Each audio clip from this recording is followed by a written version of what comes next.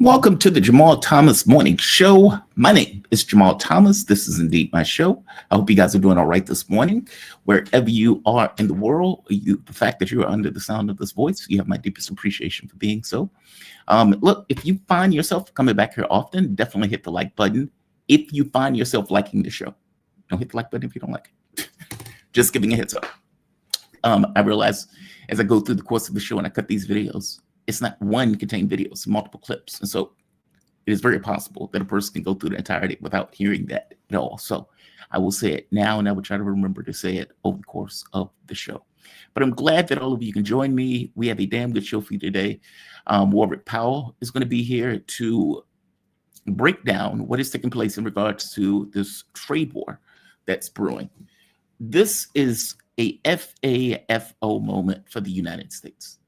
And what I mean by that is F around, find out. All of these little things that Trump was doing, starting a trade war when he first gets in the office, coming up with some kind of deal and then breaking the deal over the course of the time of that deal. And China turns around and says, fair enough. If this is what you want to do, then let's do this. Let's rumble. Let's go out back. And they take out a switch and expose what is clearly U.S. vulnerability, not just at rare earths, but on a host of items, meaning in minerals and everything else, and toe for toe. So when the U.S. turns around and says, well, we're going to put, let's say, not restrictions, but let's say cost on Chinese shipping, China turns around and does the exact same thing. The U.S. goes after one of the companies that's in Dutch.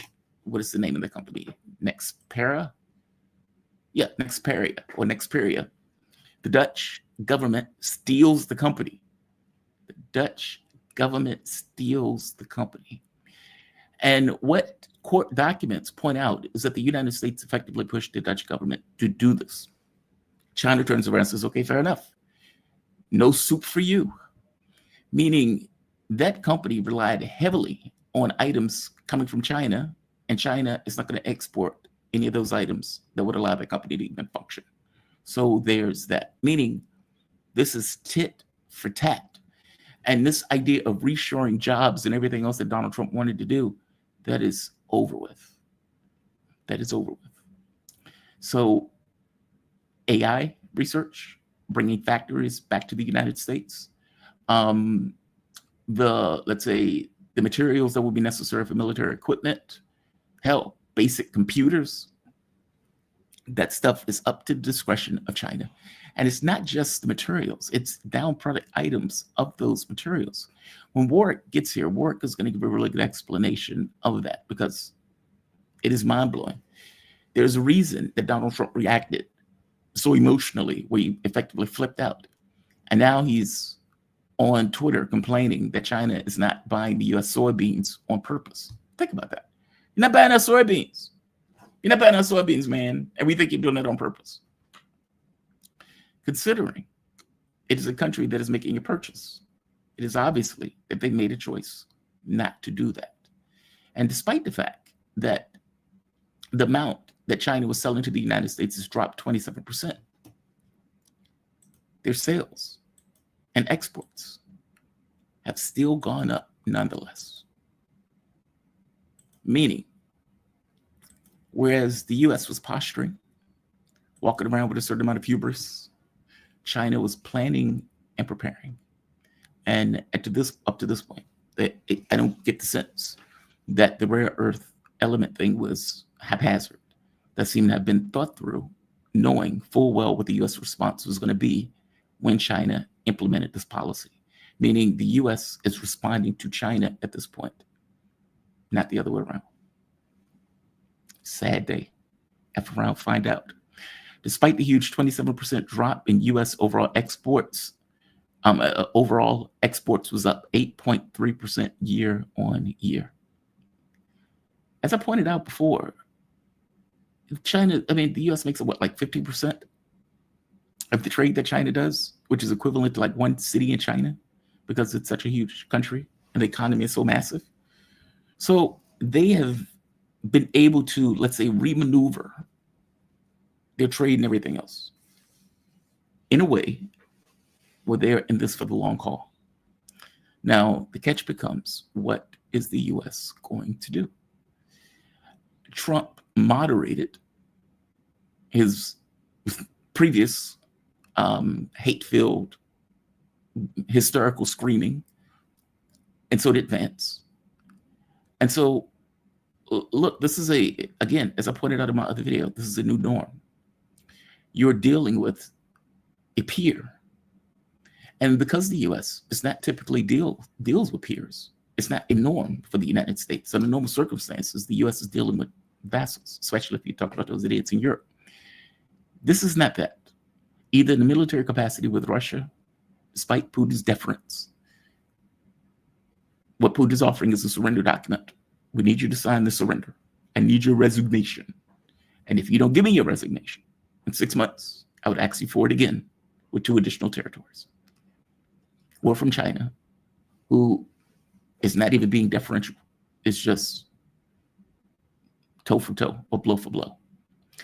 China is getting across that you are dealing with a peer, period. I don't need to be differential with you. You're dealing with a peer, which for the U.S. is a new norm. For the U.S. is a new norm.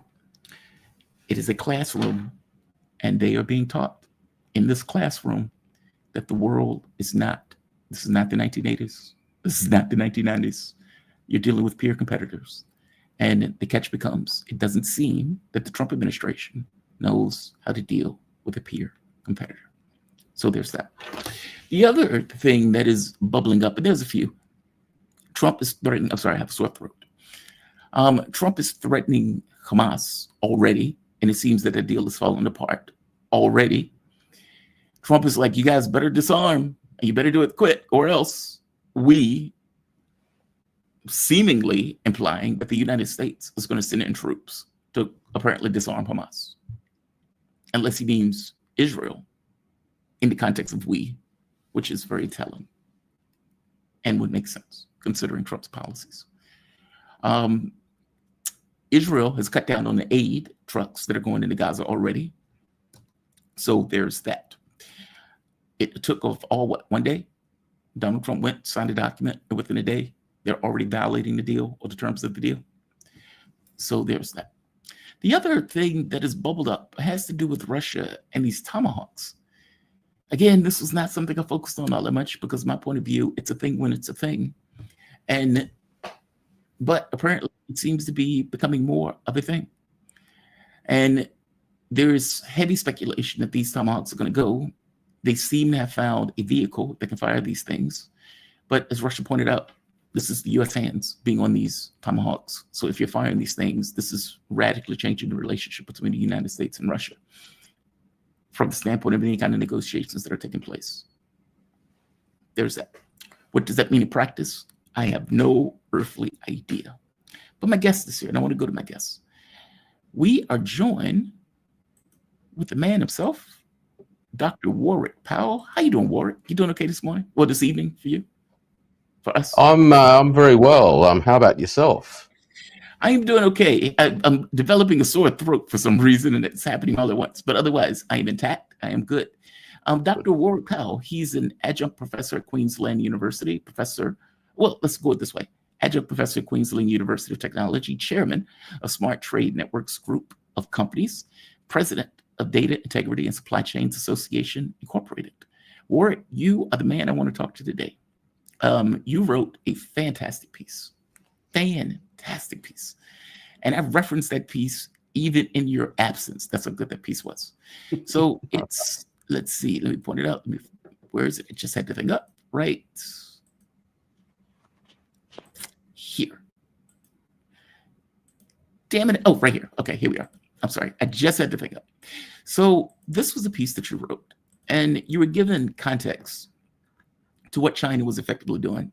China's material squeeze exposes U.S. industrial fragility. Export controls over rare earths and other materials show that reality has the final say. And you make so many good points in this, and some of this stuff I didn't even know myself. One of the things you point out is the new Chinese restrictions announced on October 9th extend beyond commodities to include technological processes required to make them useful. This is a deft and also an important expansion of reach from mere resource controls to technological choke point management. Effectively, these are not just rare earths now. We're talking about the processes that these rare earths are effectively used in. They've expanded the reach and are creating choke points. Am I getting this correct, if I'm understanding this right?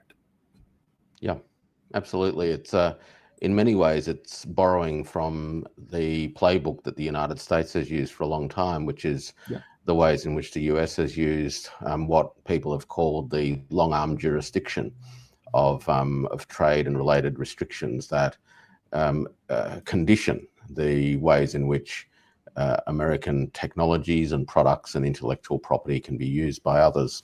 So, so in this regard, this is China's own way of mimicking the common practice that the United States has engaged in for quite a long time.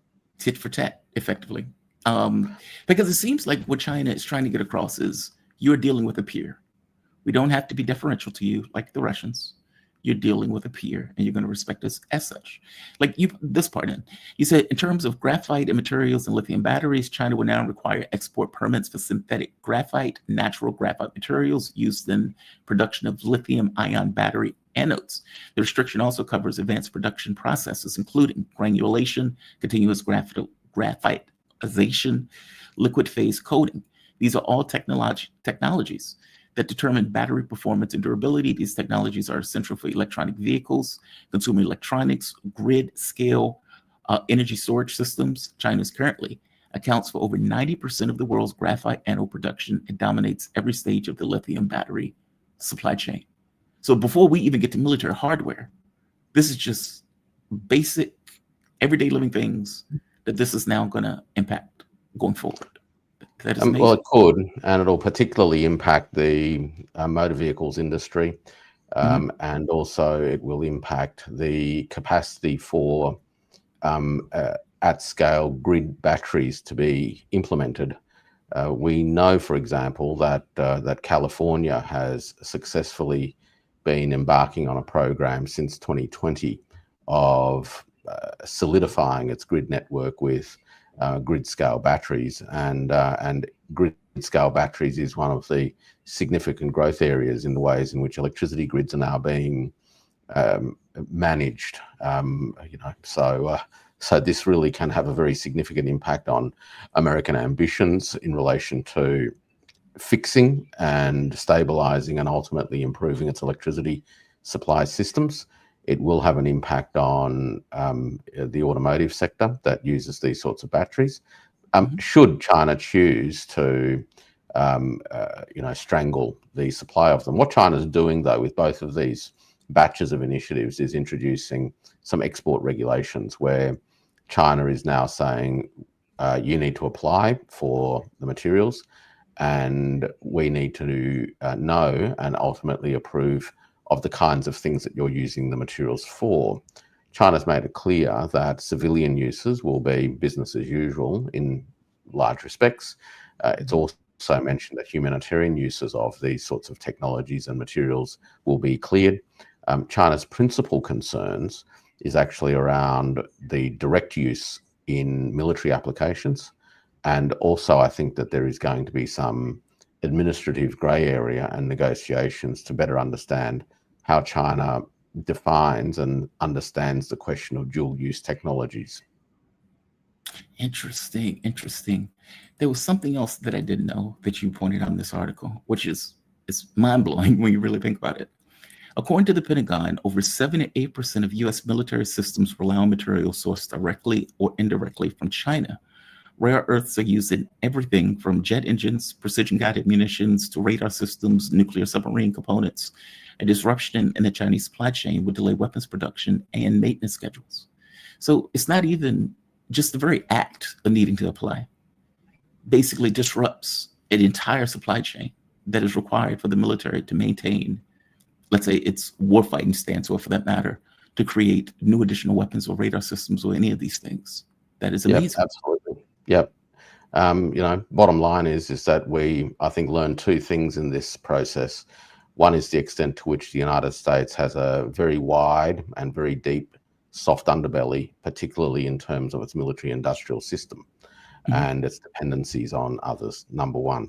And as a result of that, and I think evidence of that, not only do we have some hard data from the United States itself in terms of its the extent of its dependency on these sorts of materials, but the way that the US administration and associated hangers-on, politicians and various voices in the media and social media responded in terms of its speed and in terms of its anger and venom. It's quite clear that that this issue has hit an incredibly touchy spot. That's the first thing we learn out of this. The second thing is that it just simply reminds us all that those who control the upstream are typically in a very strong position, especially when they control the vast majority of the upstream around the world, and this is the case in many of these areas. It sounds like you were making the argument, and because I was reading some of the other posts that you were putting on Substack, that what the U.S. is facing is effectively that it would need to, let's say, sort out all of these issues, meaning any plan on this notion of reshoring jobs or reshoring companies and industries, any idea on AI production, any of these things are effectively stalled as the US sorts this out, whereas China would continue to move forward, meaning this is a strategic advantage. This is almost like a checkmate in the way that this is effectively operated, like in practice. Now, this did not come out the blue in the way that the Trump administration is screaming that this came out the blue. As you pointed out, they were screaming bloody murder. Oh my God, China's attacking the world. China hit us for no reason. Why did China initiate this extension of the rare earth minerals ban? Look, I think generally speaking, it was catalyzed by actions that the United States took and announced on the 29th of September, which was to extend what they call the 50% rule, which covers companies and subsidiaries and related entities that were going to get caught in a wider sanctioned entities list. Now, that in and of itself is quite a provocative or an aggressive move. But I think the real issue for the China side was that that came after some understandings were reached in Madrid between the senior trade negotiators that each side would not do anything additional that would cause any provocations or disrupt the very fragile détente that had been reached. And China saw this as a breach of good faith. And now clearly, you don't just imagine this particular set of responses out of the blue. So China is clearly also incredibly well prepared for all sorts of eventualities and was able to respond swiftly after the National Day holidays. And again, I think it sheds light on the fact that compared to 8 years ago when Trump first launched the trade wars, China today is a lot more prepared in terms of how it will deal with the cut and thrust, if you will, of negotiations, which is really just a tactical issue in part, but also it has spent 8 years restructuring its economic systems to be better placed to deal with these sorts of attacks that have come at it over the last 7-8 years. The other sector, by the way, that I didn't directly mention that will be impacted by this will be the manufacturing of microprocessors, which also depend significantly on rare earth inputs. So, so this could lead to some impacts on the manufacturing of microprocessors that are used, for example, not only in military equipment, as you touched on earlier, but also for artificial intelligence data centers. So, so basically, these moves touch on a couple of really important components. One is the foundational infrastructure for artificial intelligence, the foundational infrastructure for energy systems, and of course, those two things coincide. You know, you're not really going to get an AI industry without sorting out energy. But the other interesting thing about all of this is that without being able to sort out energy writ large, it's also going to be a significant choke point for any ambitions to reindustrialize the United States, because modern industry is energy intensive, and it's energy intensive because it uses a lot of computational power. It has automation and robotics. None of that is run with much human labor, but it is run with a lot of electricity. So these potential controls to exports, or at least the implementation of controls, can have some important choking effects on the extent to which America can pursue its ambitions in a timely way. Then fast forward, you get, and I guess this happened before, tit for tat in regards to ships, where taxes or fees that are being applied to Chinese ships. This was something that the United States implemented. China turns around and does the exact same thing. And they go further than that. They even go after the name of the company. Where is it? It eludes me, and I don't want to just say it because I'm going to get the name wrong. Yeah, that's the Korean company. There it is. Yeah, the Korean Hanawa is what it's called, which means that this is not just going directly after, let's say, specific U.S. ships, but subsidiaries.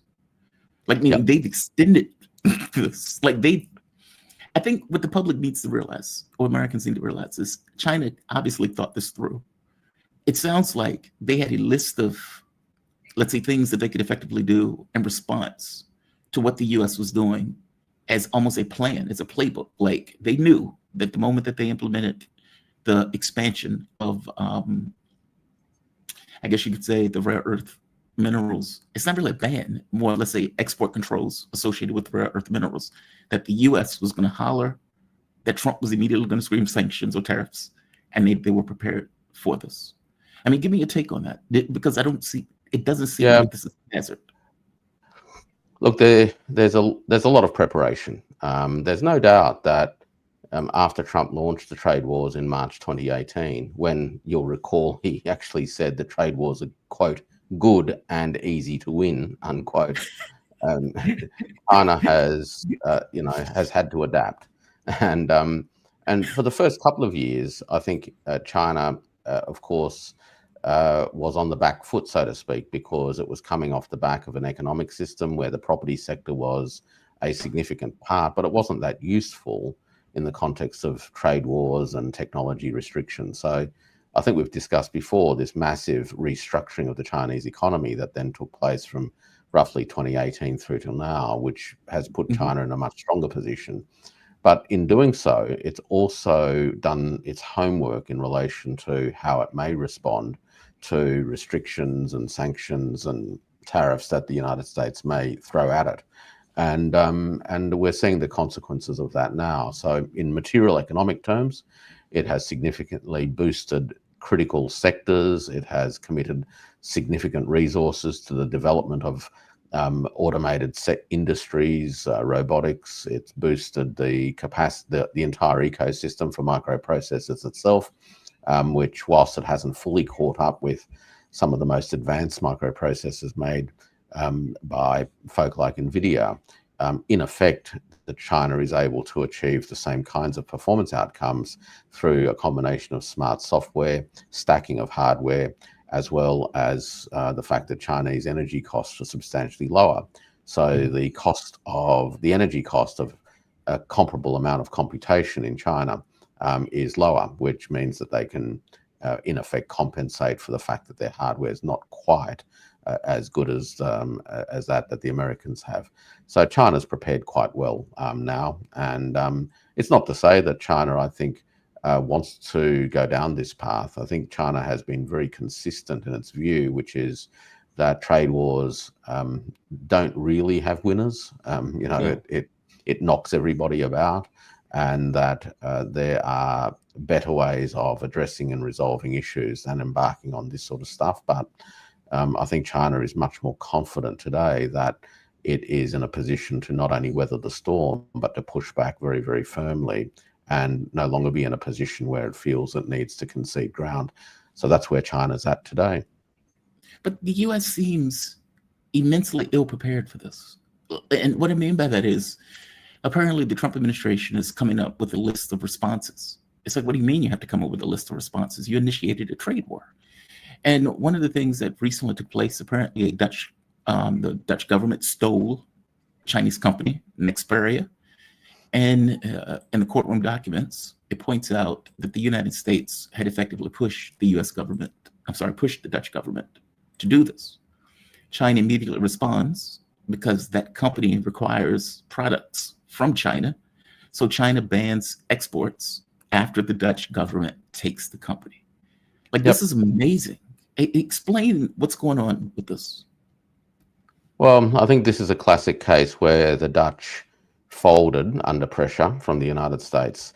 So the company in the Netherlands was acquired by Chinese interests 8.5, 9 years ago. Mhm. At the time, the company was not necessarily in deep financial trouble, but its performance was certainly subpar, and its market positioning was not heading in the right direction. Since the acquisition by Chinese interests, it's been able to streamline its own supply chains, it's been able to get on top of its costs, and has substantially improved its financial performance. So, but the Americans have been pressuring the Dutch that they were going to put this particular company, which supplies semiconductors, into the auto industry and other things in Europe, and also into the US. They're going to put it on a sanctions list. In other words, they were going to, strangle this company unless the Dutch were able to lever out the Chinese shareholder and CEO in particular. And that's exactly what the Dutch ended up doing. And as you mentioned, there was some court documents which now confirm that these actions were taken by the Dutch government as a response to American pressure. The problem for the Dutch is precisely as you've also described, which is that China responded in a way that ultimately significantly cruels the company in question, which undermines any of the reasons that the Dutch, in fact, made a move on the company itself. The other issue, and I think that there's two other issues that really emerge from this. One is, of course, the downstream implications for the clients that this company served, and this is the European automotive sector in particular, who are exposed to risks of supply chain disruptions for important inputs. In other words, this will damage what is already a sector under considerable competitive pressure and industry restructuring pressure. So that's the first thing it does, is that it really shoots European manufacturing in the foot. The second thing it does is that it highlights the risks, the political risks of doing business in Europe at the moment. Not only do you have the Dutch company coming in over the top, but in the last few days, we've also had a former Dutch leader, now the Secretary General of NATO, talk about how China's going to put pressure on Russia to invade Europe so that NATO's busy and China can do what it wants in East Asia. Another Dutch figure, bloviating, this sort of nonsense.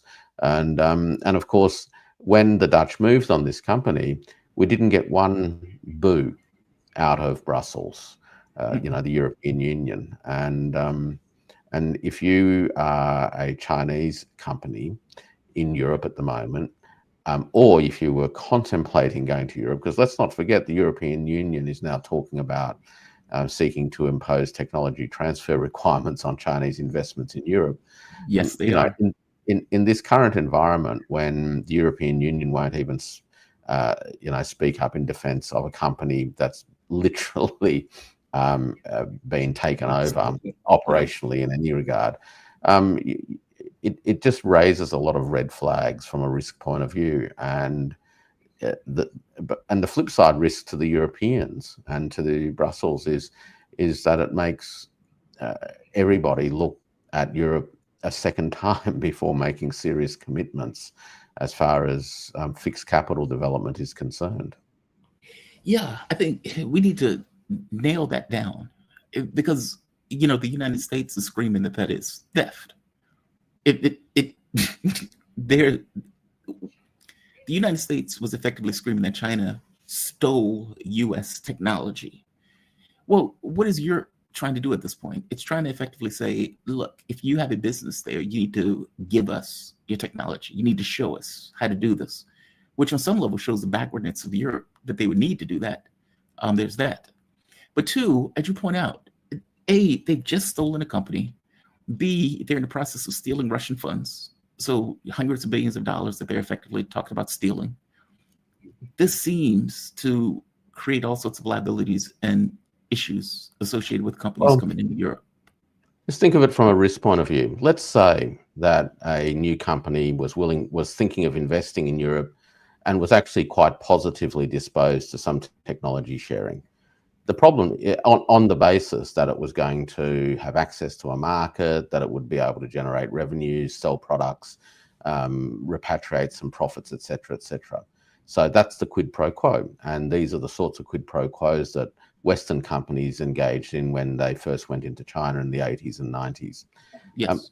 The risk now is that if you did all of those things, you might still lose the company. So right, it's still steal it. So you get none of the upside, and at the same time you've given everything away. So it just creates massive risks. And you add this to the sort of talk that you hear coming out of some quarters in Europe concerning all sorts of exotic ways of taking control of Russian frozen assets as a way of delivering something to Ukraine. And again, it's just a red flag. It doesn't matter what you think about the war and what your moral position on that is. If this is the kind of decision that these folks are seriously talking about, it speaks to both a combination of desperation on their part, but also an incredible amount of medium to long-term recklessness, because what they're doing is jeopardizing the long-run attractiveness of their part of the world, their jurisdictions, to foreign investment coming in, creating capabilities, employing locals, training locals, and essentially contributing to the economic development of Europe. They're literally undermining all of that by creating incredible risks for everybody concerned. One of the things that you pointed out also had to do with the means by which China has, let's say, reshuffled its economy. So Donald Trump eliminated a sort of rare. Imagine president, capitalist country, the uber capitalist country, putting out a tweet like this. I believe China is purposefully not buying our soybeans and causing difficulty for our soybean farmers is an economically hostile act. So China not buying a product is an economically hostile act. We are considering terminating business with China having to do with cooking oil and elements of trade as retribution. As an example, we can easily produce cooking oil ourselves. We don't need to purchase it from China. Now, when Donald Trump said this, immediately within 7 minutes, $450 billion was apparently erased off the market. Well, let's break that down, right? Please. The fact that there haven't been any forward orders at all for American soybeans from China this season, in large part is a result of the fact that American soybeans are more expensive now than they've ever been. And the reason they're more expensive is because they're subject to a retaliatory tariff that China imposed after Trump imposed his first set of tariffs. So the pricing differential that has made American soybeans disadvantageous was caused by the decisions and actions of the Trump administration in the first instance. Point number one. Point number two is that that there are, of course, point number two is that there are significant alternatives.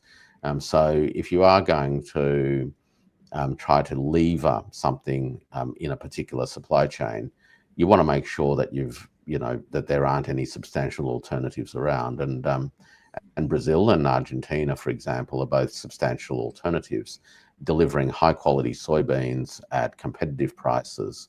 And interestingly, also, their harvest seasons are going to be coming on stream even stronger and I think most of China's seasonal requirements, as well as any stockpiling that it might contemplate doing, would easily be met. That's not to say that Chinese firms won't begin to buy American soybeans, but it will depend on what the outcomes of any possible meetings are between Presidents Xi and Trump, number one, and how you iron out some of the details, number two. It's actually quite an easy one for the heat to be lowered. I don't think China's got any fundamental objections to buying American soybeans, but they're not going to pay market price plus tariff, and they're not going to remove the tariff unless the Americans did something about tariffs on Chinese goods. So that's one. The other dimension to this is the cooking oil one, right? The cooking oil is actually used cooking oil. It's not clean cooking oil for cooking purposes, and most of the cooking oil that the United States imports, and it's not just from China, it imports plenty of used cooking oil from many other parts of the world, goes into the manufacturing of biofuels in the United States. And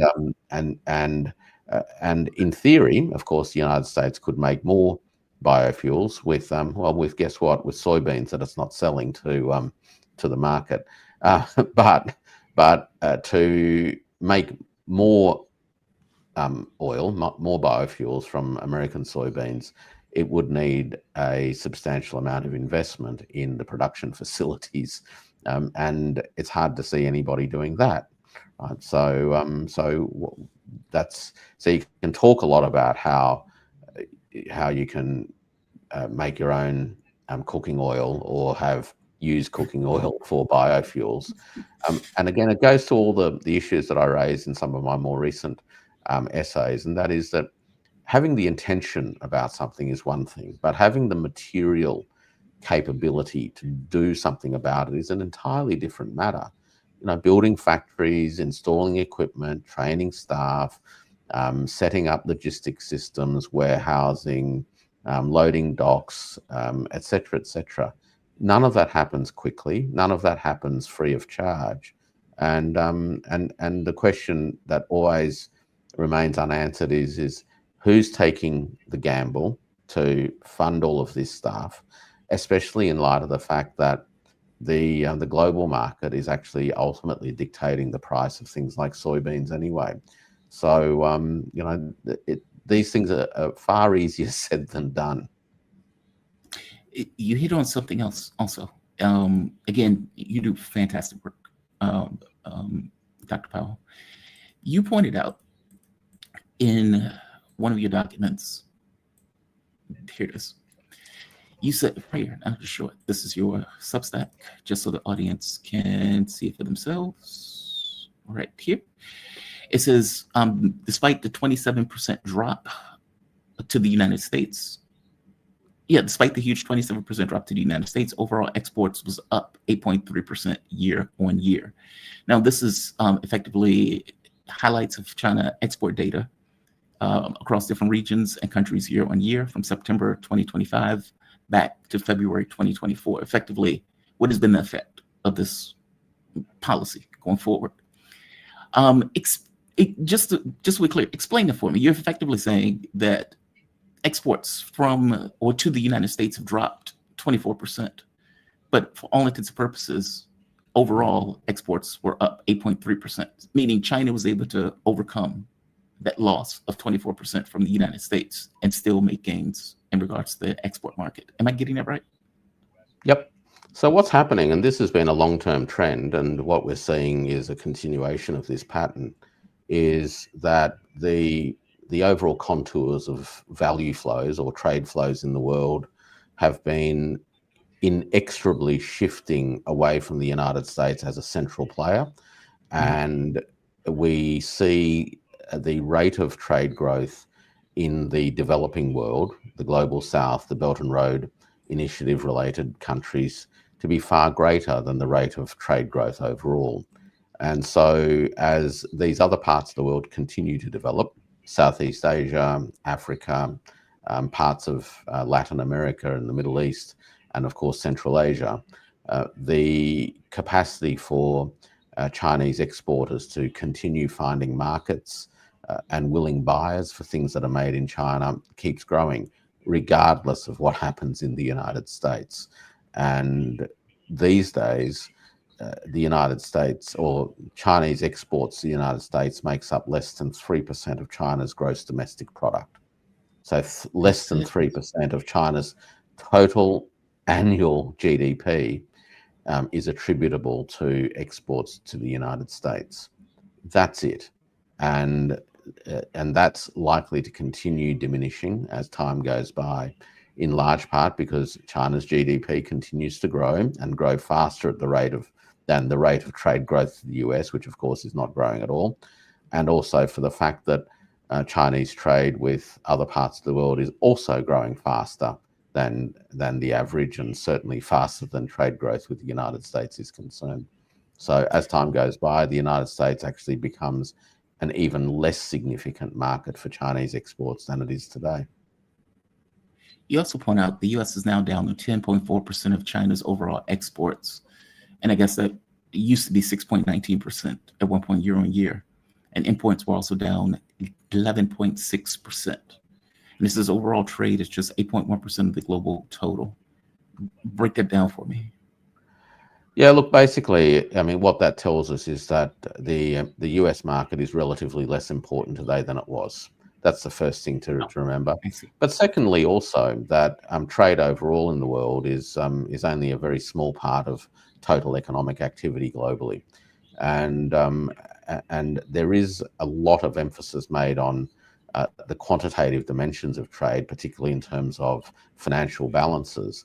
But I think that misses two important points. Firstly, that trade is nowhere near as important in the scheme of things compared to other activities. It's not unimportant. Overall, it's $30-odd trillion a year.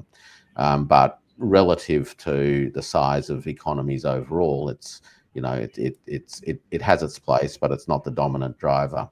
And the second thing is that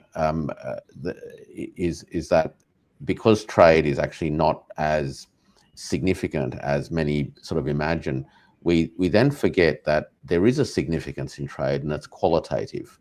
In other words, it's not actually about the dollar balances, it's actually about what's being traded and what are the effects of what's being traded. And that takes us back to the discussion around things like rare earths and magnets, et cetera, because those things may not be, in the scheme of things, worth a huge amount in dollar value terms, but they are qualitatively significant because without them, other things can't happen.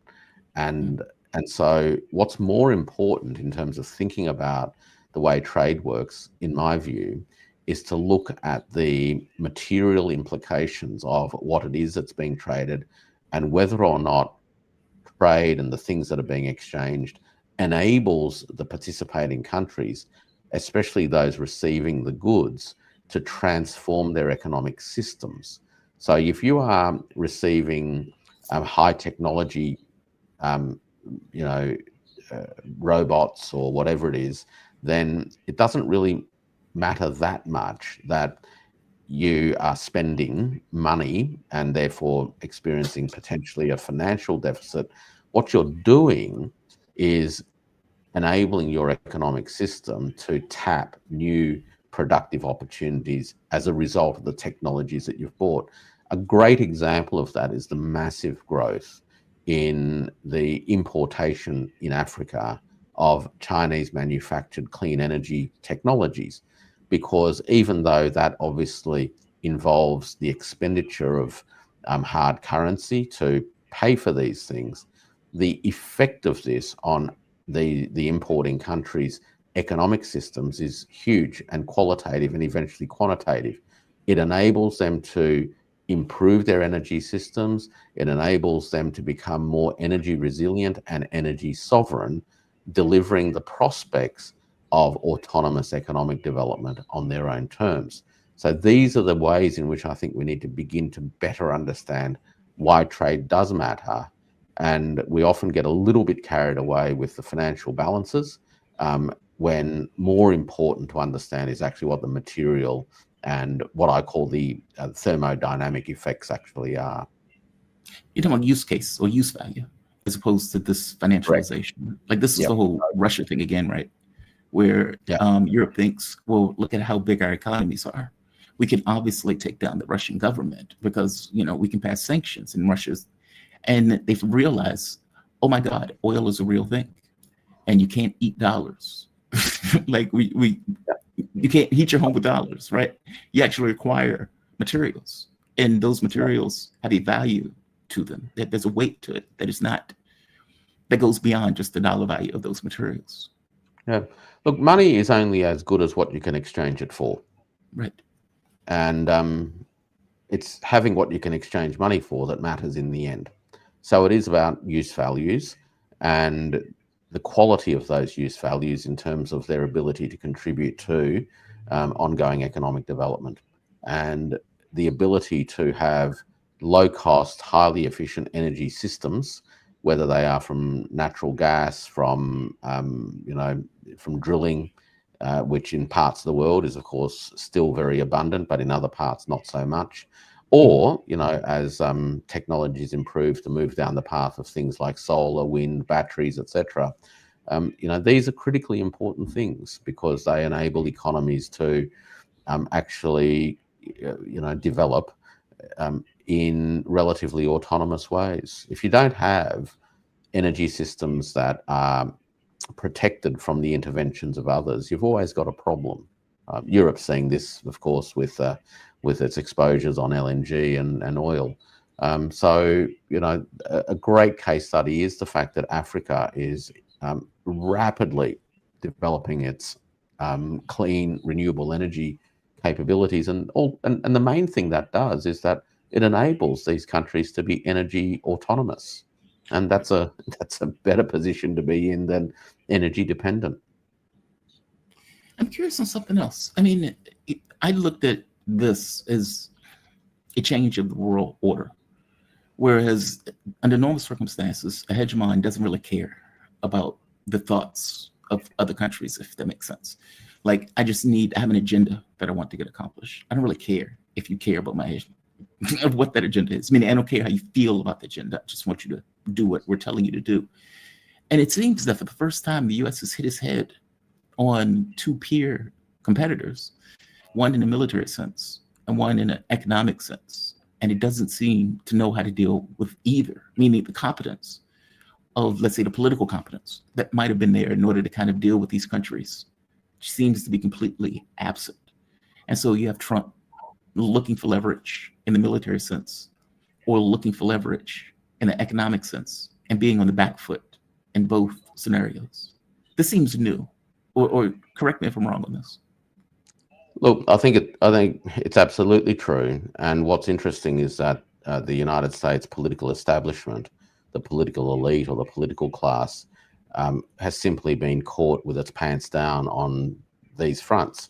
And in large part, that's a result of long-standing entitlement and hubris, where it persists in underestimating others and overestimating itself. And consequently, this is where we're at.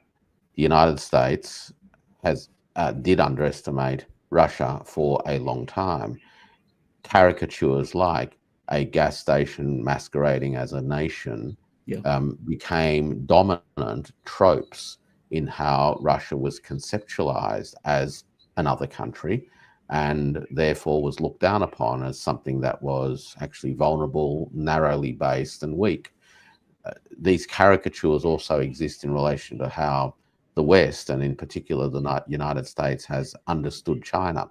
How does it view China, and where does it view China is at? So it talks about China as being a theft of this, and an imbalanced economy, and too much savings, and not enough consumption, and overcapacity, and a property crisis, and it runs through this series of tropes, and it talks about the unsustainability of something that they think is the Chinese economic model. But all of that serves to largely delude itself, meaning the political class.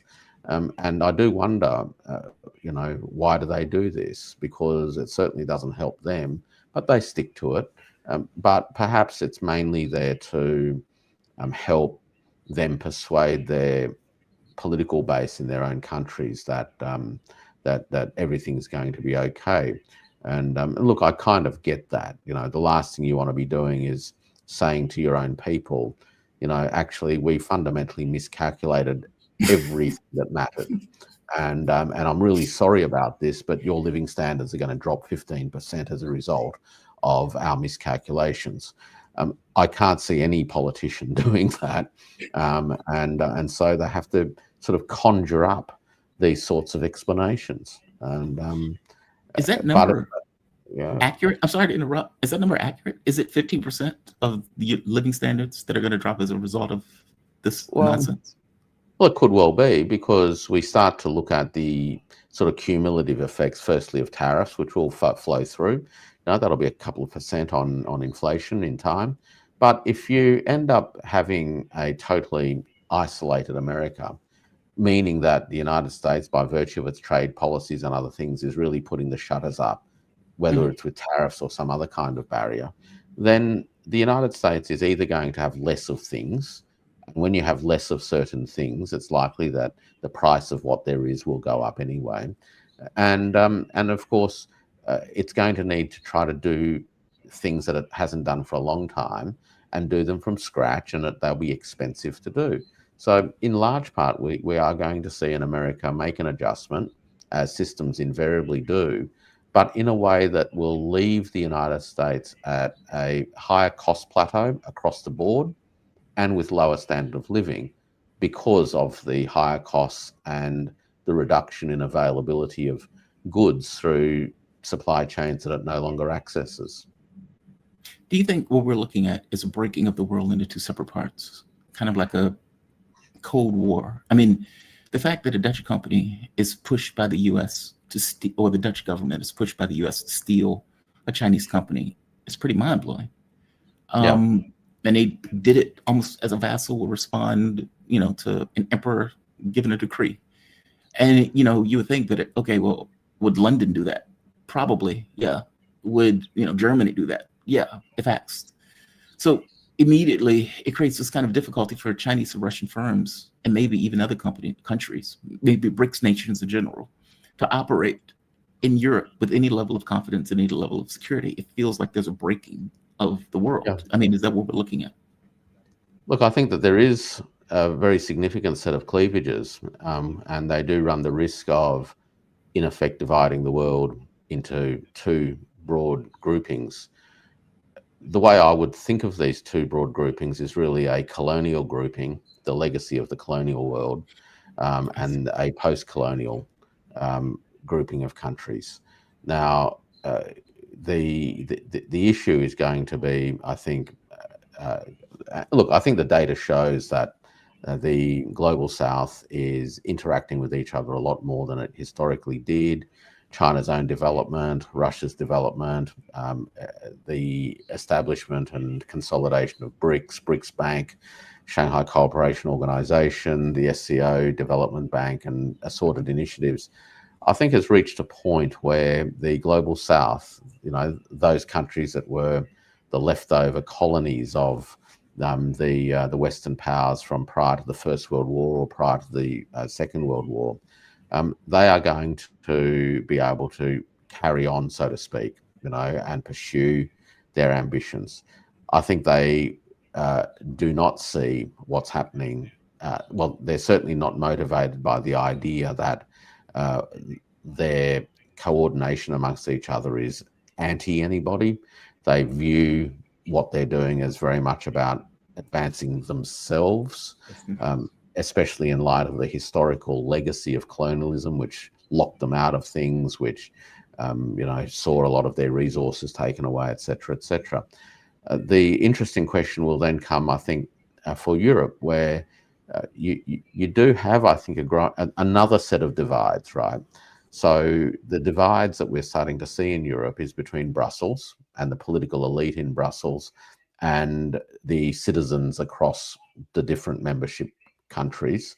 And also, I think, even within member states where, you know, likely to also see further divides, both between the old political establishment and the mass of people who are increasingly disenfranchised and economically disadvantaged, but perhaps even see the emergence of a clearer sense of economic class-based politics again, where many people who have been left behind and left out as a result of 35, 40 years of neoliberalism and all of that brought home to roost on the back of the loss of cheap energy from Russia, etc.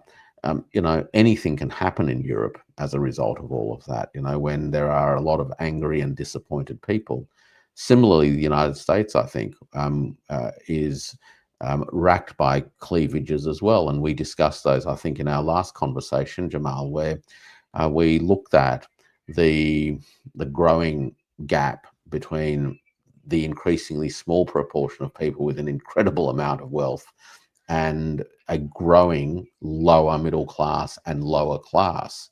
Now, at some point, I do wonder again whether these issues will boil over, where the promises of America don't materialize and people end up feeling that that they've been left behind or left out. What happens then?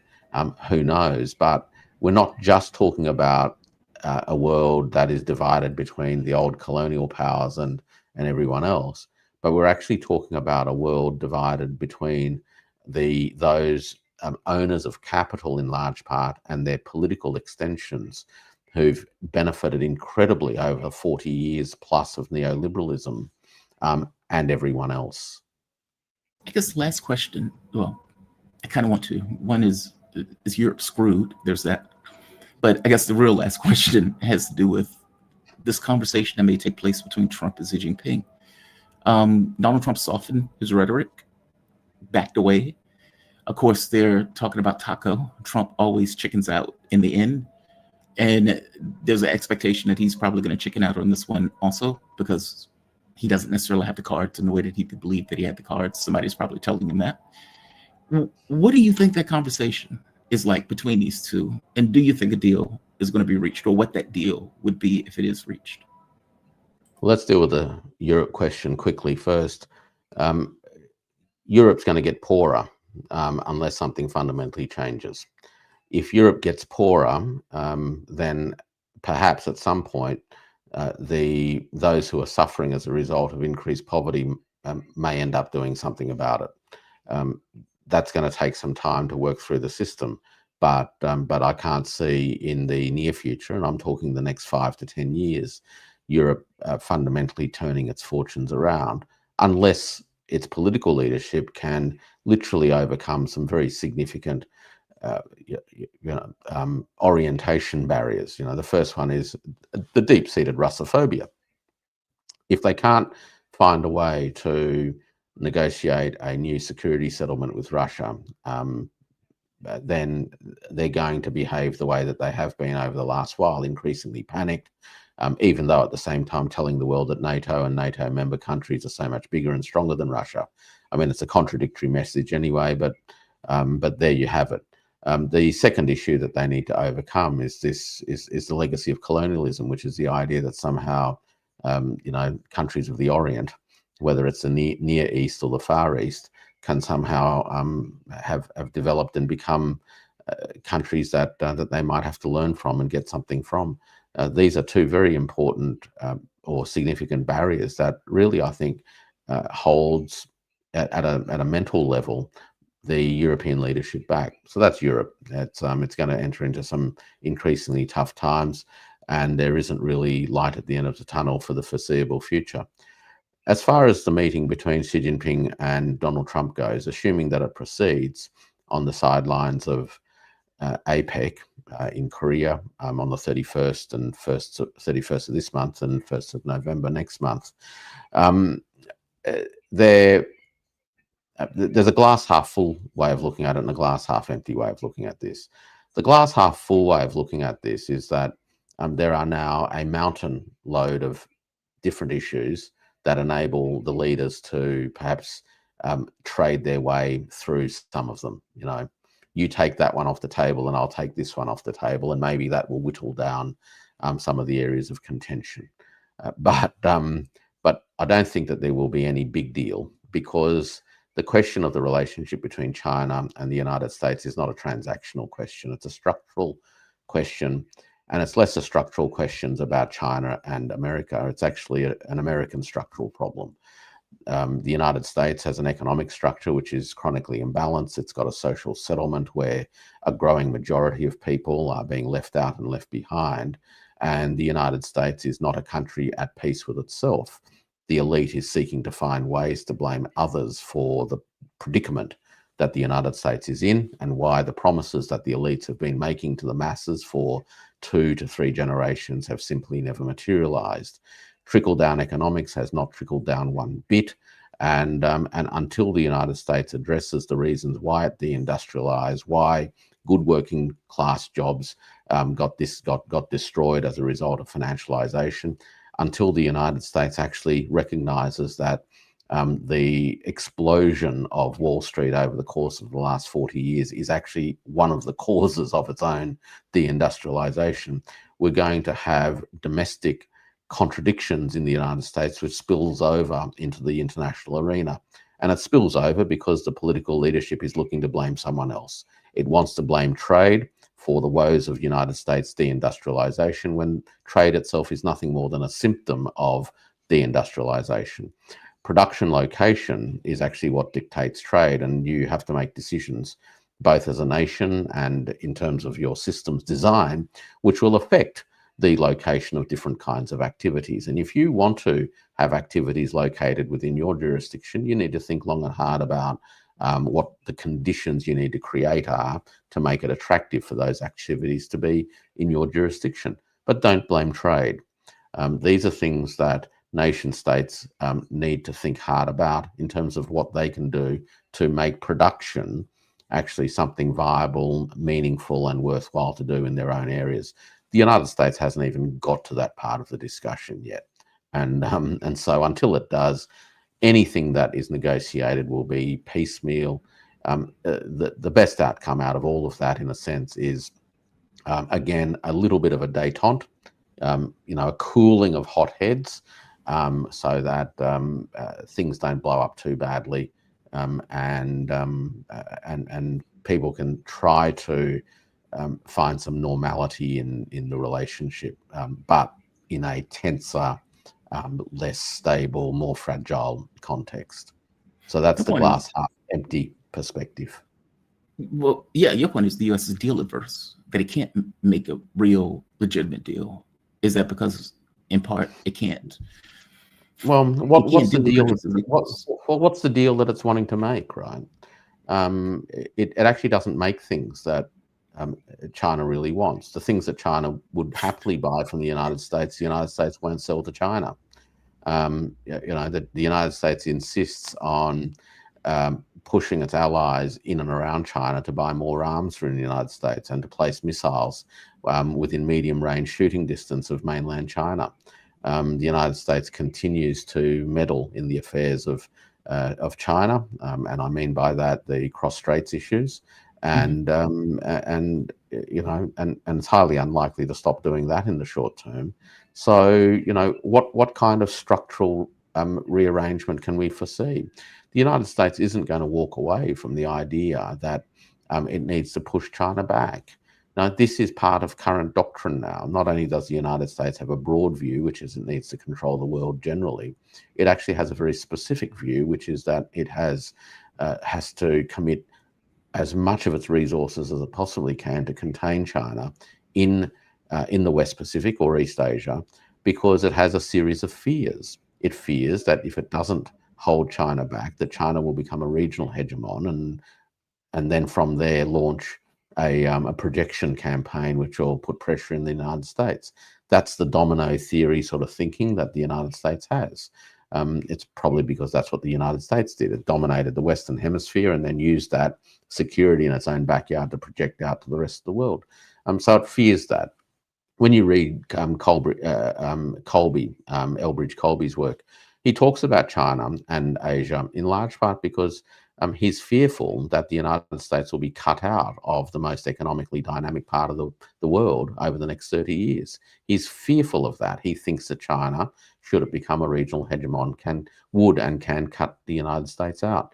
So, is the United States going to back out of any of those assessments of the world, which would lead it to, one, accept China as a genuine peer, and two, come to a genuinely meaningful and viable modus vivendi with China, which of course would see the United States leave the East Asian part of the world, or West Pacific, and I doubt that it'll do that at the moment.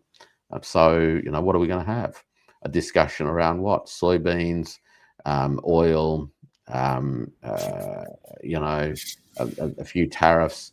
There will be discussions, of course, around these rare earth export controls, and the discussions are going to revolve around how fast will China administer it, and how is China going to define the question of dual use. Right? Yeah, that's a big negotiating space. Right? What constitutes dual use? Well, it's an open question. It really depends on your attitude at the time. And so the United States has got its work cut out, because it needs to deal with this stuff now. Otherwise, it's going to have its upstream supply chains on all of these key things for its energy sector, for its automotive sector, for its microprocessing sector curtailed, whilst at the same time, incidentally, other parts of the world can take advantage of this and actually boost their own positions. The European Union, if we go back quickly to them, Jamal, would be well advised to take advantage of this opportunity and move quickly to secure supplies of things like rare earths and the other materials by getting in line first. And I wouldn't be surprised, and I've read some stuff in Global Times, for example, which gives clear indications that the European customers will be first in line to be cleared through. And so that's where I think things are at. interesting. I'm not really quite sure what the US can offer at the moment, because I don't think Donald Trump has a lot of room to move politically. Right. Dr. Powell, you are fantastic. I swear to God, you are, man. Your explanations are just bar none.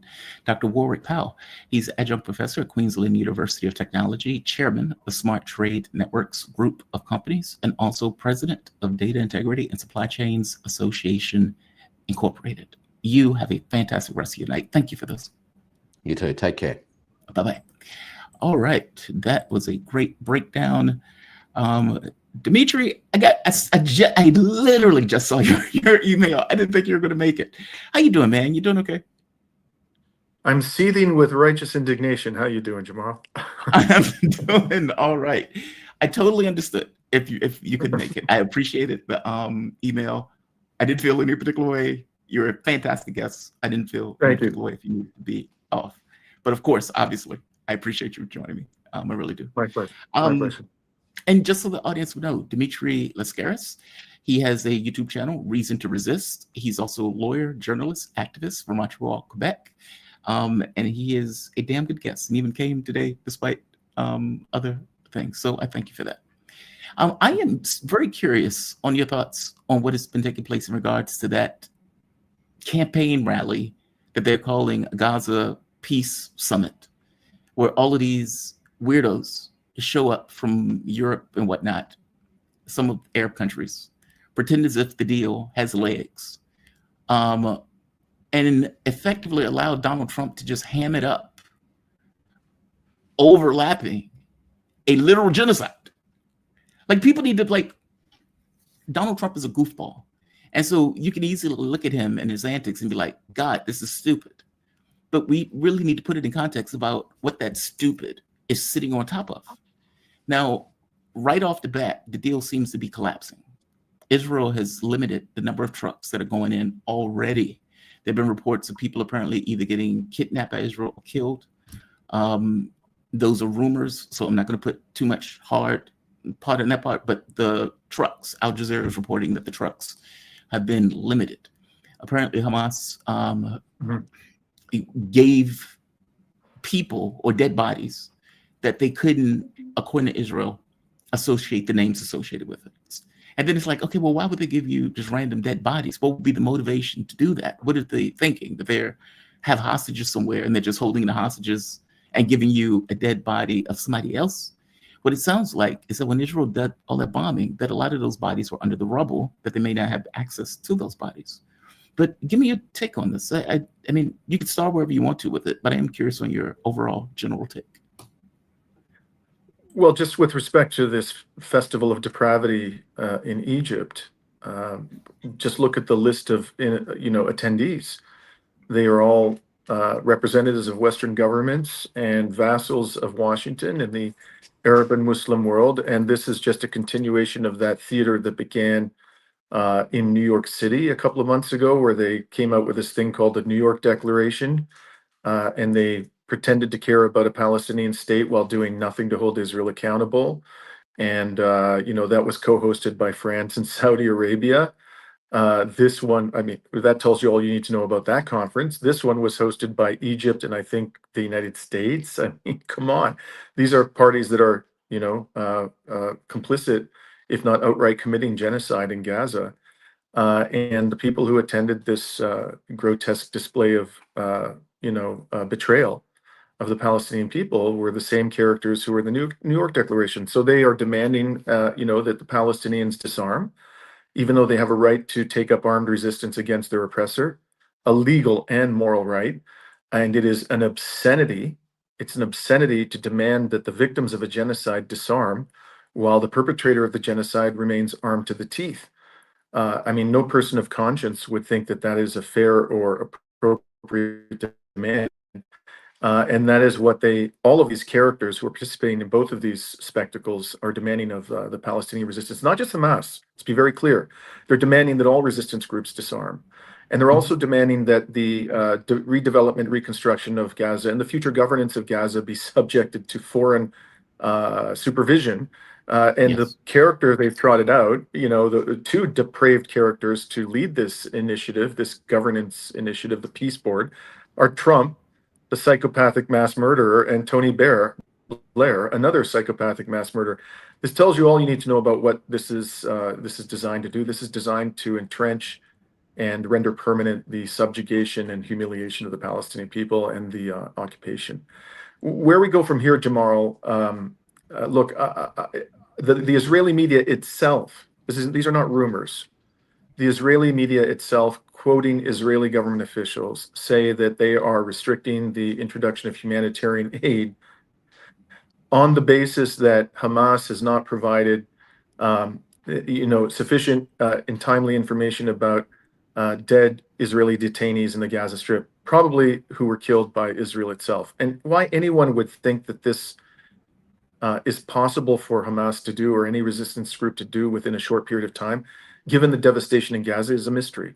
Of course, this is a challenge, and they were told by the resistance groups weeks ago that identifying these dead detainees and turning their remains over was going to be an immense challenge, and that it could not be done within the time frame being demanded by them. And I want to remind people that I think it was March, Israel used exactly the same excuse to restrict the introduction of humanitarian aid into the Gaza Strip under the first ceasefire agreement negotiated under the Trump regime, which was concluded in January. What they said at the time in March was, "Oh, those nasty Palestinians are not giving us timely and sufficient information about Israeli detainees who have been killed. Therefore, we're going to restrict humanitarian aid." So we've seen this show before, and I mean, we can get into it if you want. I think it's probably useful for us to talk about the actual terms of the agreement that was signed on October 3rd. But all of the fundamentally important issues that have led to the subjugation and oppression of the Palestinian people are unaddressed by that agreement. There's no timeline for addressing them. There's not even a commitment by Israel to negotiate in good faith with a view to addressing those issues. So I think the writing is on the wall. So just to make your point very clear, Al Jazeera reporting live on this. Israel Army continues sporadic attacks on Palestinians despite the ceasefire. A team on the ground report. Its health ministry reports more killed in the last day. Deal validated. Immediately validated.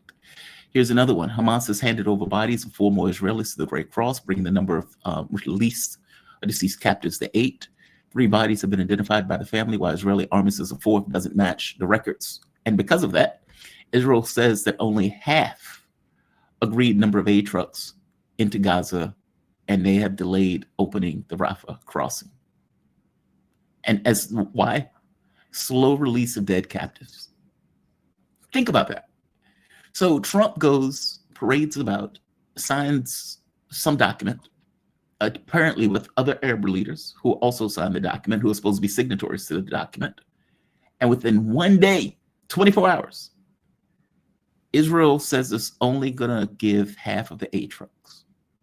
That's amazing. And not just that, Israel continues to sporadically attack Palestinians despite the ceasefire. And they've killed more people in the last 24 hours that Trump has signed the deal. That's amazing. It seems that it seems that what they want is to get through this deal, but they couldn't get militarily on the ground. This feels like a trap to me. Give me your take. I'm sorry to interrupt. No, I'm sorry to interrupt you. You're absolutely correct. Absolutely, that's all this is. This is a theater designed to achieve. They're trying to put on the Palestinian people through their various vassals in the region. Principally Erdogan and Sisi, the dictator of Egypt, the person whom Trump referred to as his favorite dictator. Let's remember that, okay? That's coming from the mainstream press. That ain't a rumor. So the thing I want to stress here, Jamal, is that it don't matter as a matter of international law and as a matter of basic human decency, even if the Israelis are telling the truth, that Hamas is withholding information about the dead Israelis, many of whom were probably killed by Israel, maybe all of whom were killed by Israel, in a timely manner. It doesn't matter, because as a matter of international law, Israel as the occupier has an obligation to provide sufficient humanitarian aid to the civilian population of Gaza to sustain the population in a healthy condition.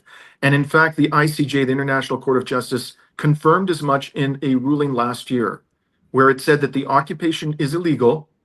Mm-hmm. It's illegal, and Israel has an obligation to bring it to an end as quickly as humanly possible and must introduce sufficient humanitarian aid as an occupier to the Palestinian people. So it don't matter.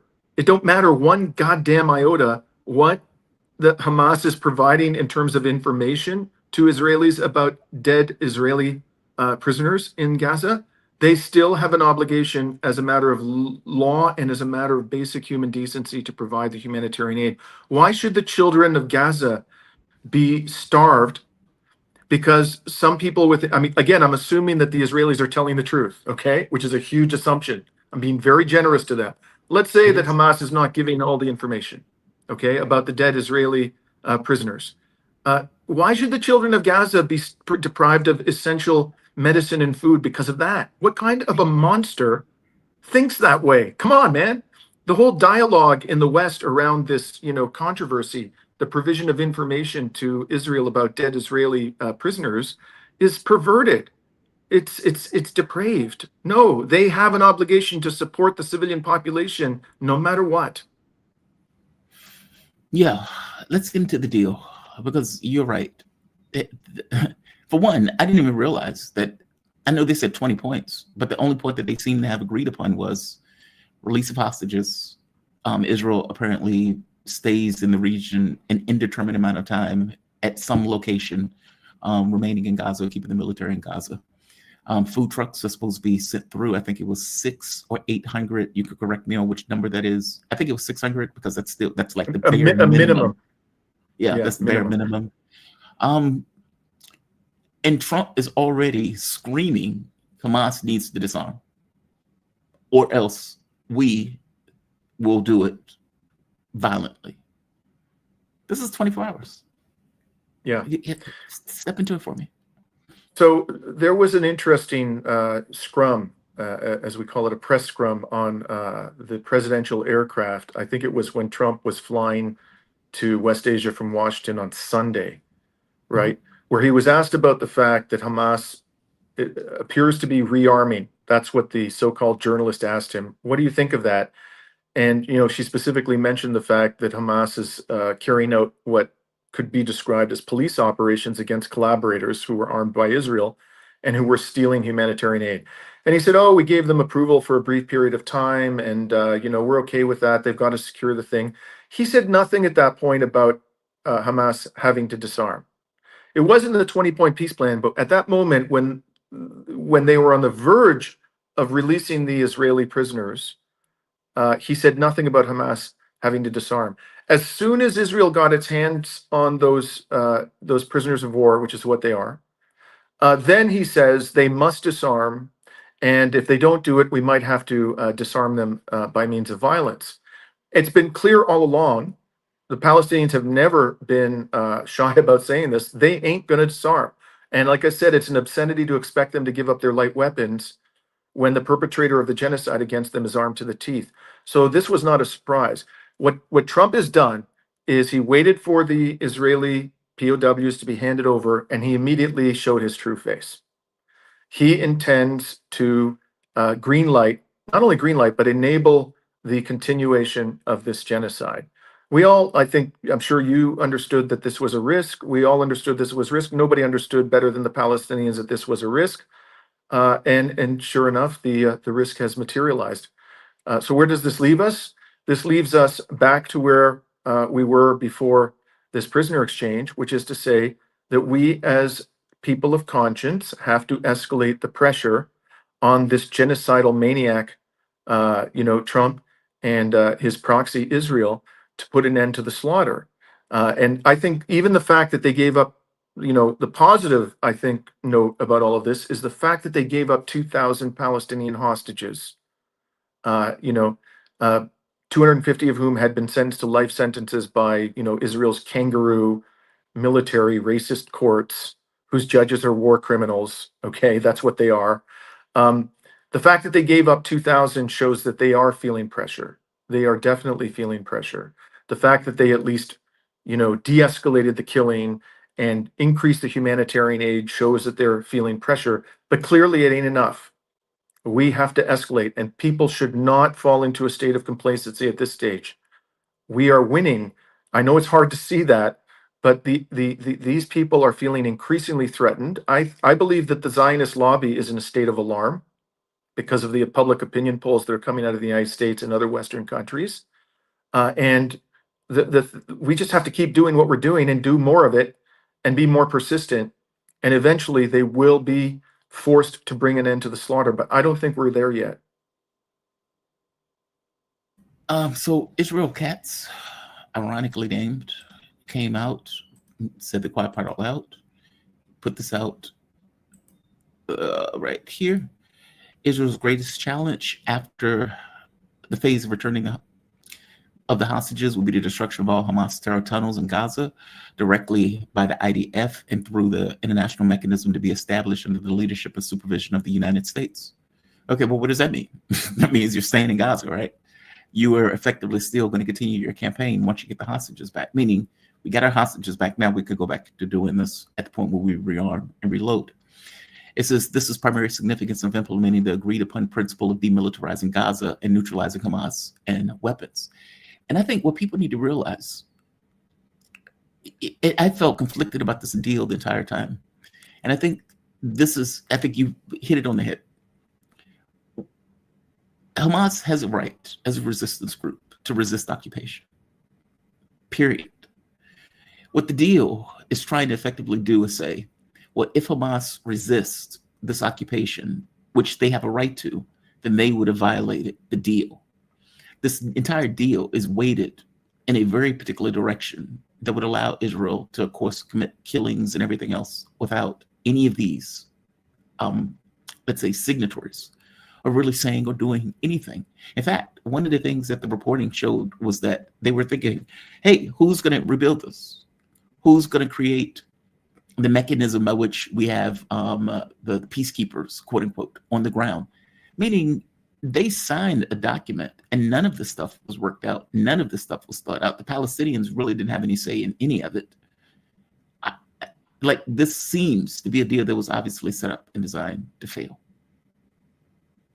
Well, it was designed to secure the release of 20 Yes. prisoners of war, but Israel paid a price for that. It gave up 2,000 Palestinian hostages. Now there are thousands more remaining in those, as B'Tselem calls them, those torture camps. And we can't forget that, not for 1 second. But there was an exchange. The Palestinians definitely got the better of the exchange. 2,000 hostages compared to 20 prisoners of war. As there's nothing in this one pager, which I'm sure you've read. I've talked about it many times in my program about disarmament. There's not a word. Right. There's not a word about this stupid ass peace board led by these psychopaths, Trump and Blair. There's nothing in there about Hamas, leaders going into exile. There's nothing in there about a permanent Israeli military presence in the Gaza Strip. So all of that was left unaddressed. If you were in a court of law and you were trying to interpret what that one-page agreement means, you would look. What courts would do in the United States and Canada and other countries is they would look at the context, and the context was there was a 20-point peace plan put forward, a so-called peace plan, which demanded that Hamas disarm, and demanded that they agree to the creation of this peace board and foreign governance of Gaza, that's nowhere to be seen in this one pager. So the clear inference is that Hamas agreed to no such thing. Now, Right. It's true that Israel didn't agree to allow them to have arms either. That question was punted.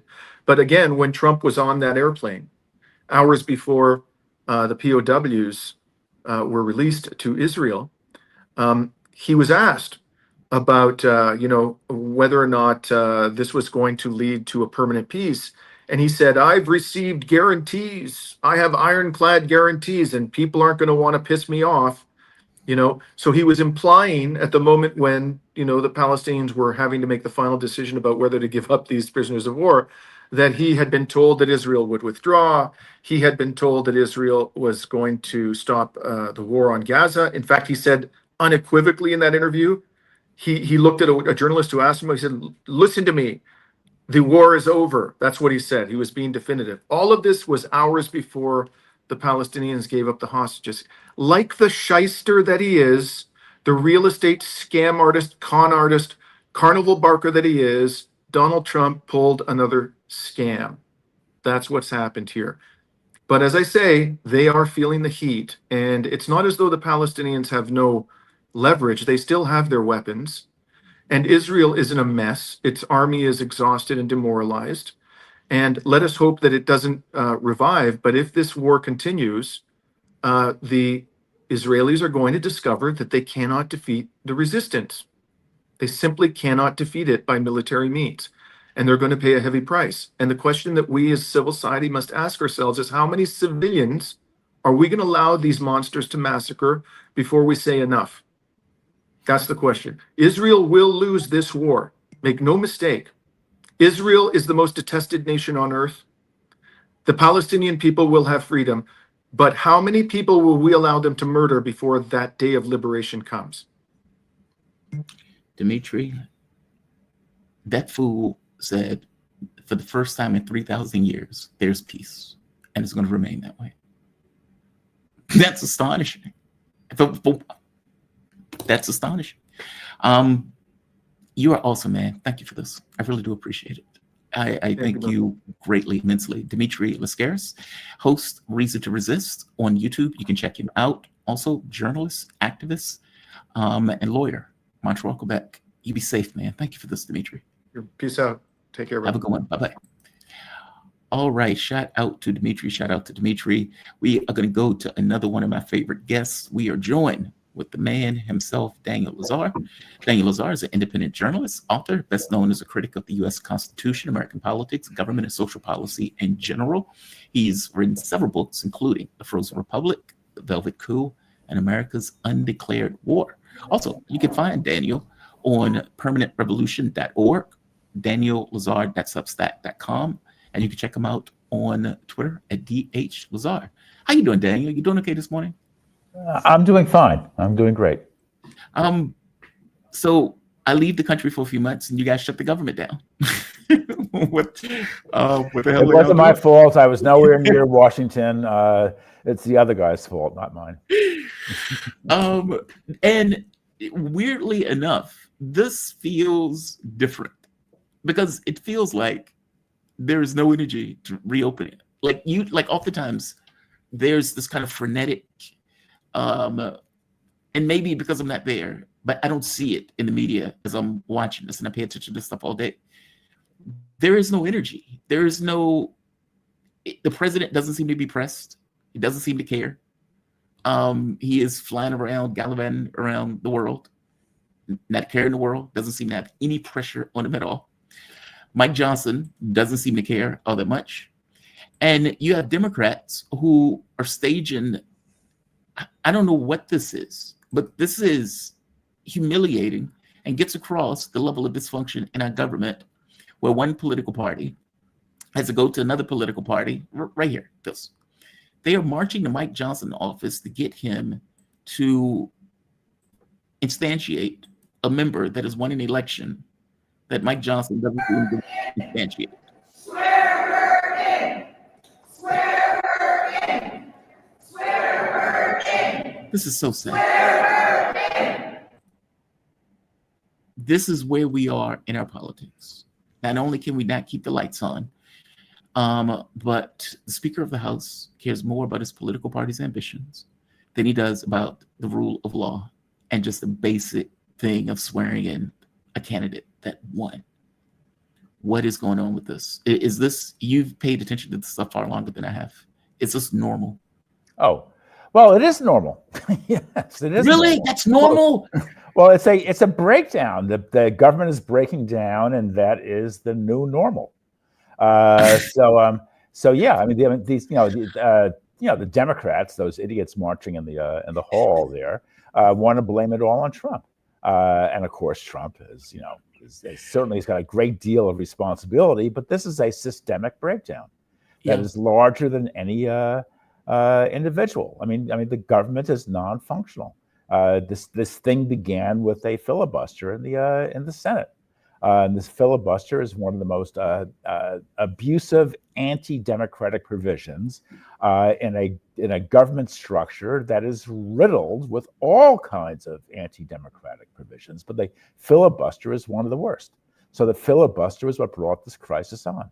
Now, but there just is dysfunction piled on top of dysfunction, and as a consequence, America does not have a government, a working government. Instead, we have Trump is closer to dictatorship than ever. He is a story in today's Times that he's cut a total of $28 billion in infrastructure investment from mostly Democratic congressional districts. Yes. He's using the shutdown to punish his enemies. He's having a grand old time. He puts up he puts up videos, showing Jeffries in a mariachi costume with a handlebar mustache, making fun of him, poking racist fun at him. I mean, he's enjoying this, but the government is in a state of collapse, and it's collapsing in the direction of authoritarianism. So this is just another step downhill. That's the wild part to me. And that's what I'm saying. It feels abnormal. Every other government shutdown that I've lived through, there was some energy to, hey, maybe we should, cut the lights back on. Like that, there was at least this awareness that the lights are out. I don't feel that awareness. Yeah, it's going on for a long time. It's now 15 days. Yes. And it looks like it can go on a great deal longer. Trump is in no rush to end this, and as I said, he's enjoying himself. The Democrats lack leverage, so the two sides are far apart. But the important thing is that the democratic mechanisms that would allow the majority to prevail are in a total collapse. So therefore, there's a deadlock that has no end in sight. Also, Trump seems to be enacting Project 2025.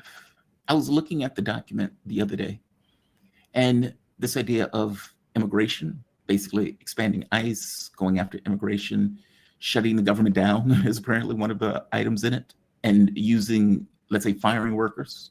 They were able to do that with Doge. He's able to do it now. He's been able to fire all these workers.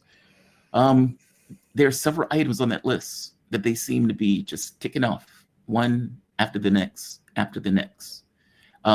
Getting rid of, let's say, federal people from the FBI that are critical. Basically, he wants to have yes men to create organizations that are effectively subservient to the office of the president and the power of the presidency. It's almost like a wish list that they seem to be going down the line on. Or do you agree with that? I do. Yes, I think that's very well put. Trump is an authoritarian. He is trying to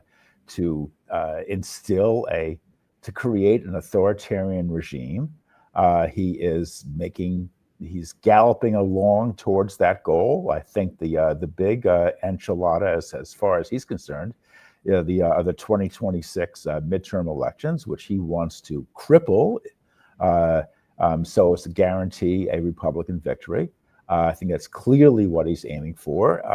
And if he does that, then I think the goal will be in hand. And we said Pardon me? You pointed out, you said cripple. How would he cripple the 2026 elections? Oh, he can do 1,000 things. He can try to hamper the voting process. He can challenge the voting process. He can try to sabotage it in various ways and blame it on the Democrats. America has a super fragmented voting system. We don't have in presidential contests, we don't have one election. We don't even have 50 separate elections. We've got something like 3,000 separate elections where county boards of electors run the show. No other government has anything remotely like this. It's completely unique. It's absurd, but it offers a wealth of opportunities for a ruthless guy like Trump to engage in all kinds of mischief. That is unfortunate. I used to always have this thing of it's not the individual dictator, right? Or the guy, the dear leader. It's the people under him that are willing to just kind of fall in line.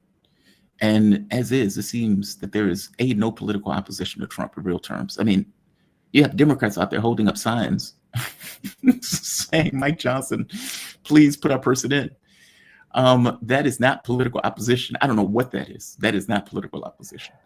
And you have a Republican Party that effectively has fallen in lockstep under this idea of dear leader and just power. Like, meaning somewhere along the way, the idea of America mattered less. That seems to be where this goes. And, this is often the conversation that I have.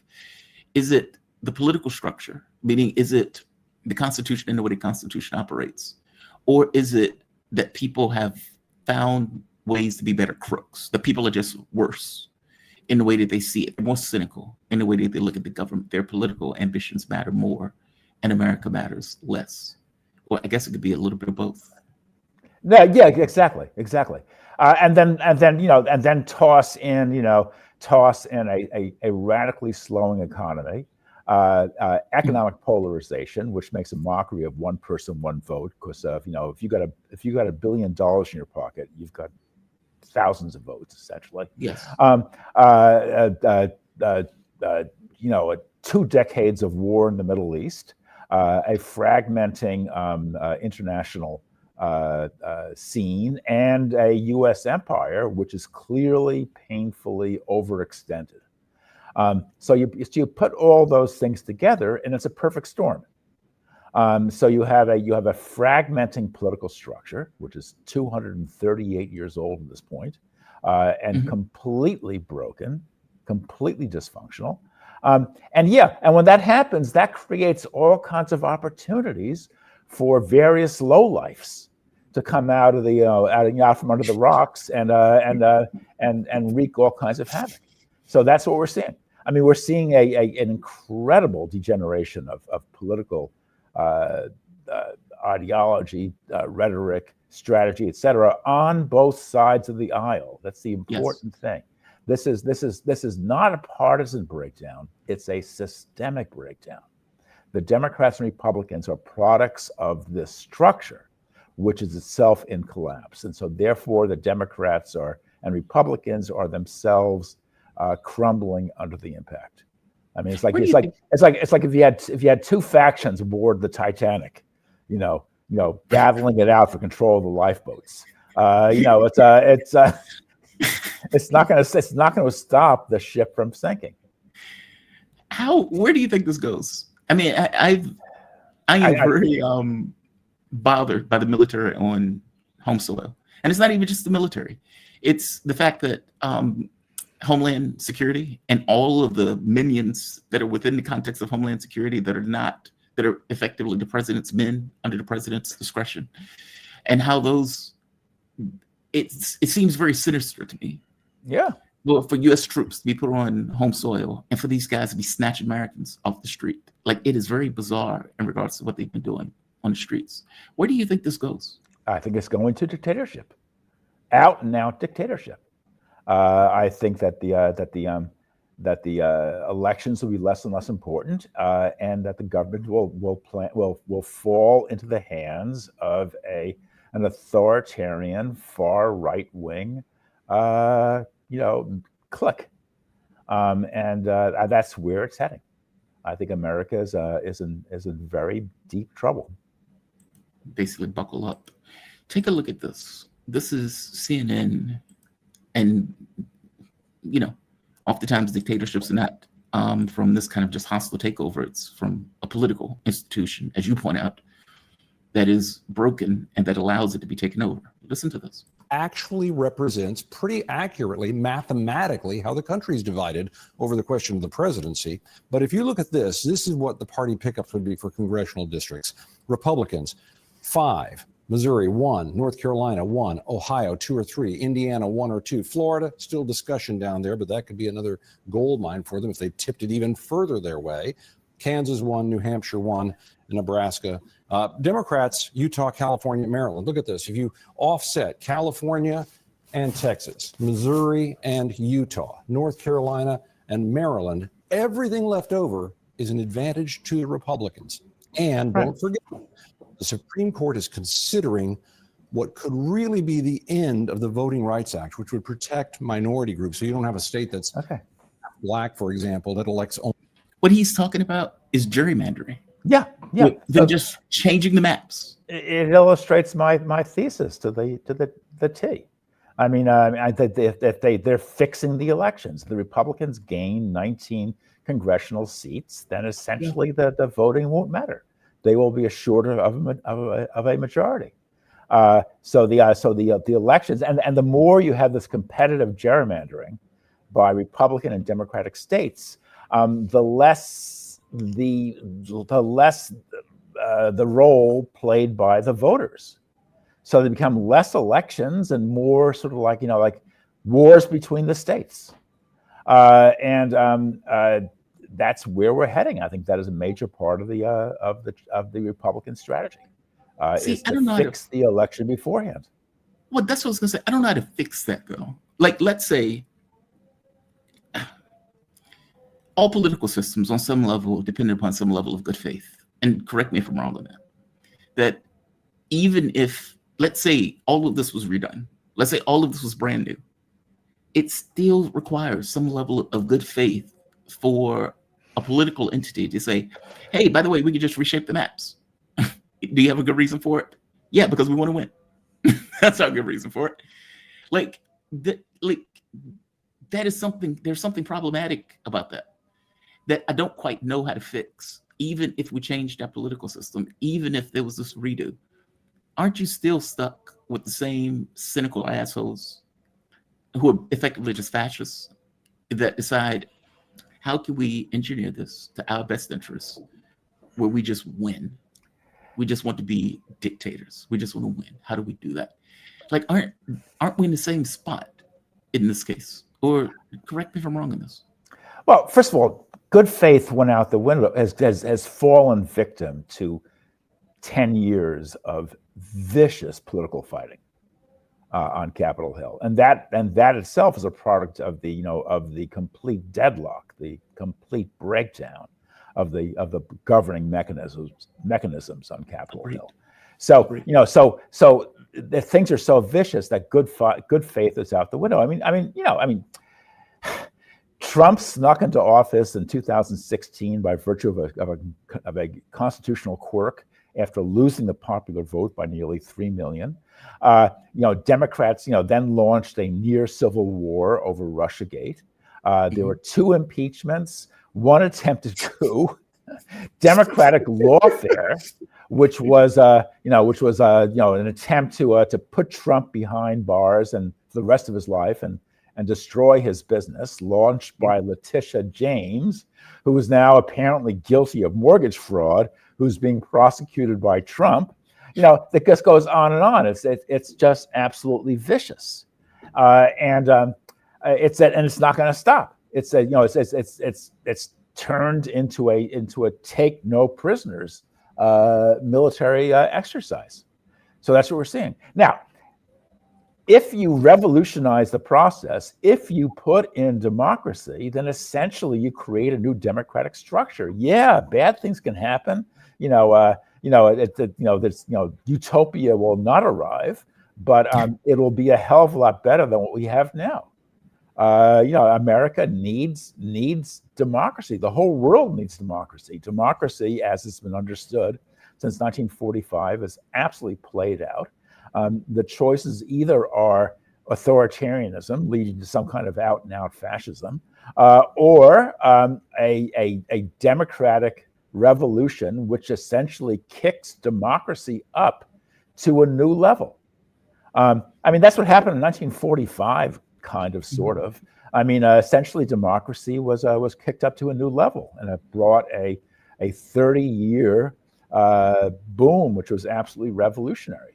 And essentially, the world is reaching a similar kind of point where democracy is breaking down.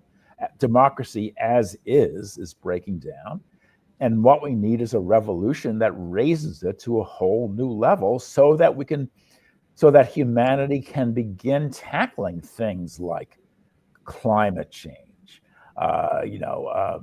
the extraordinary, mind-boggling levels of economic polarization, the economic storms that are sweeping the third world, the economic storms that are wreaking havoc in the U.S., and so on and so on. So clearly, the world is moving into a crisis zone. You realize those people at the top of that economic polarization will be paying mercenaries and members of the poor to kill other members of the poor. Yeah, and that brings me back, and I actually wanted to say this. This brings me back to your previous guest, Dimitri Lascaris, who is a fool. Because what we're seeing in Gaza is exactly that. We are seeing mercenaries paid by either Qatar or Israel / the United States to slaughter one another. What we're seeing in Gaza right now is a brutal fight between different militias, a desperate last-minute struggle for control that is going to reduce Gaza to a Somalia on the Mediterranean. And anybody who sees that as a victory is an idiot. That's not what he means. I'm telling you, it's a flat fact. He did say, he characterizes a victory. It's not a victory. It's a fantastic defeat. He did not. You have to recognize defeats in order to move on and learn. I'm telling you, he didn't call that a victory. What he said was they will be victorious in the end, meaning ultimately they will be and it's not. And just so we're clear on this, the gangs that you're talking about are gangs that Israel was literally paying. Yes, and the other gang is being paid by Qatar. Well, Qatar, but also Israel, who admitted to doing this. Yeah, so Qatar is paying Hamas. Israel and the U.S. are paying these gangs, and the Hamas was ushered back into Gaza by Trump. So don't tell me, and this They when were this one, ushered. and when this idiot Lascaris describes Israel Hamas was as the ushered. resistance, he doesn't know what he is talking about. He's Hamas is talking not a about a resistance group? Somalia faction, which is tearing that part of the world apart. Hamas is not a resistance group. I just want to be clear. Absolutely not. Absolutely not. What are they? What are They they? are a criminal gang which has brought down immense suffering you and I can barely even comprehend on the heads of the Palestinian people. I think They the last have 20 they have years they've had of that Israeli occupation has put suffering down on the people who are in they, that it's situation. a dual dictatorship. It is a dual dictatorship. Dictatorships are not dual. It's They're not dual. It's one or the other. It's It is an a occupation that is an apartheid state and is an open air ghetto. And you may not like Hamas. Fair enough. I accept that part. But the idea that you're saying, you realize that the Israelis backed Qatar in paying Hamas initially to be there. You can the Joe Scarborough interview where he was like, "You fed that wolf. You fed that wolf." Israel was perfectly okay with Hamas being in Gaza up until the point where it bit them in the ass because they thought that it could break the political coalition between Gaza and the West Bank. This is far more complicated than you're putting it. No, you're absolutely correct. You're absolutely correct. But And just to make the point, Dimitri did not say that they won. What Dimitri was trying to point out is, in the end, the Palestinian population will be victorious in this. His point is that there's political pressure that is being applied to Israel. Now, you may disagree with the point, but you can't call him dumb for making that argument of saying I didn't say he was dumb. I called him a fool. Okay. I mean, I don't make a huge distinction between those things. There are plenty of wise fools. There's that's actually the literal meaning of sophomore is a wise fool. The Palestinians will not win under the present leadership. Absolutely will not win under the present leadership. Their present leadership will bring nothing but decay and destruction. And you're absolutely right. Hamas was installed by Qatar with the cooperation of Israel for narrow, selfish Israeli purposes. You're absolutely correct. But the result is a partnership, a dance of death. And it takes two people. It takes two to tango in this particular dance of death. And so what we see is a dual dictatorship, which has brought horror to the people of Gaza. And what they need is a revolution. They need democracy, which will overthrow this dual dictatorship and put an end to this downward spiral.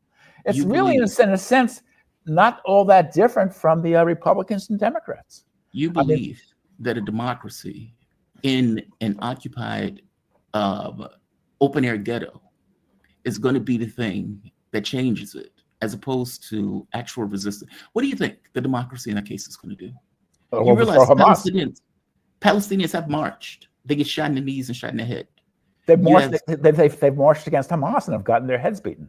There have been 4 major uprisings since 2011 in Hamas. And they marched against Israel and got slaughtered. That was a turkey shoot that Hamas organized. That was pathetic. There have been 4 waves of popular demonstrations against Hamas in Gaza, and Hamas has crushed them all. There has not been an election since 2006 in Gaza.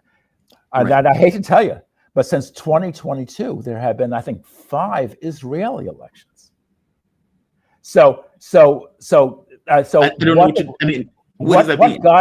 What Gaza needs are free elections, democracy, freedom to organize, because under such conditions, Hamas would not last 5 seconds. What do you think that a quote unquote democracy that members are going to pay off? Meaning resistance groups form for reasons of being in a process of needing to resist. And you don't have to like Hamas. That's not really my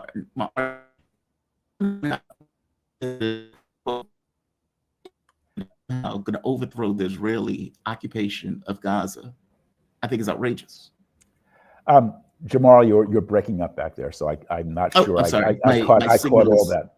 All I'm saying is I don't see yeah. how a democracy is going to change the situation on the ground.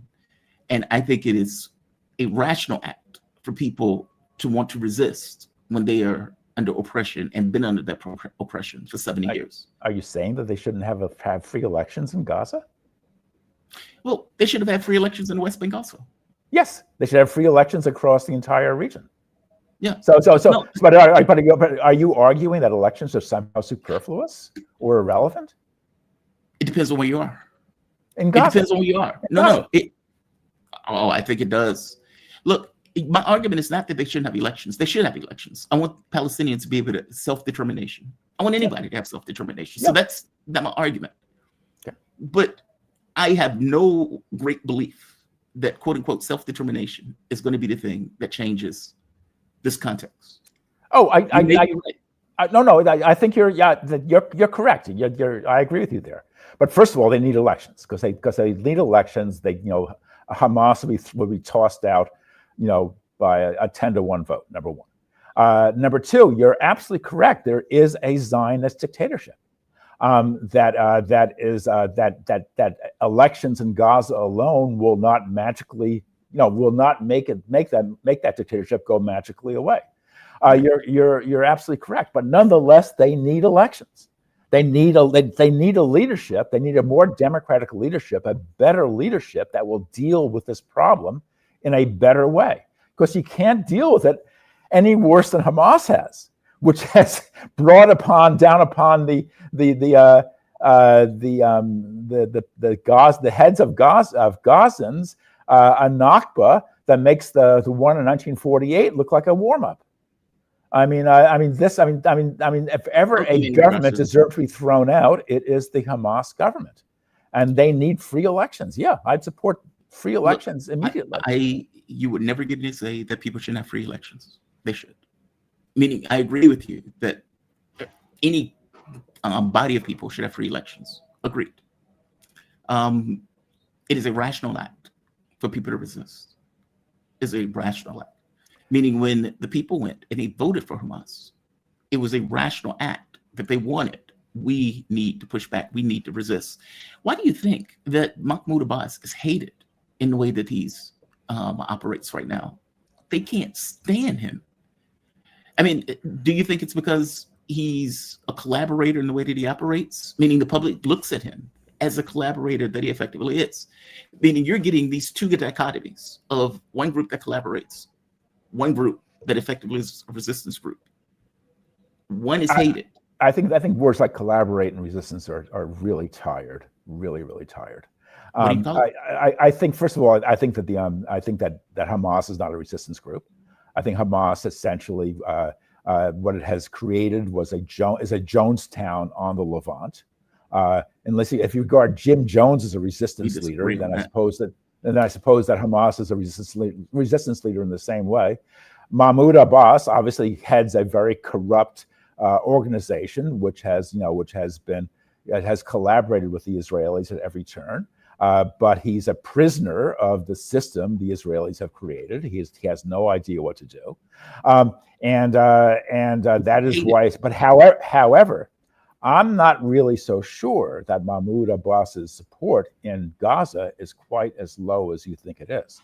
I suspect it's much higher because people hate Hamas so much. It's like the Republicans or Democrats. If you hate one party, you vote for the other.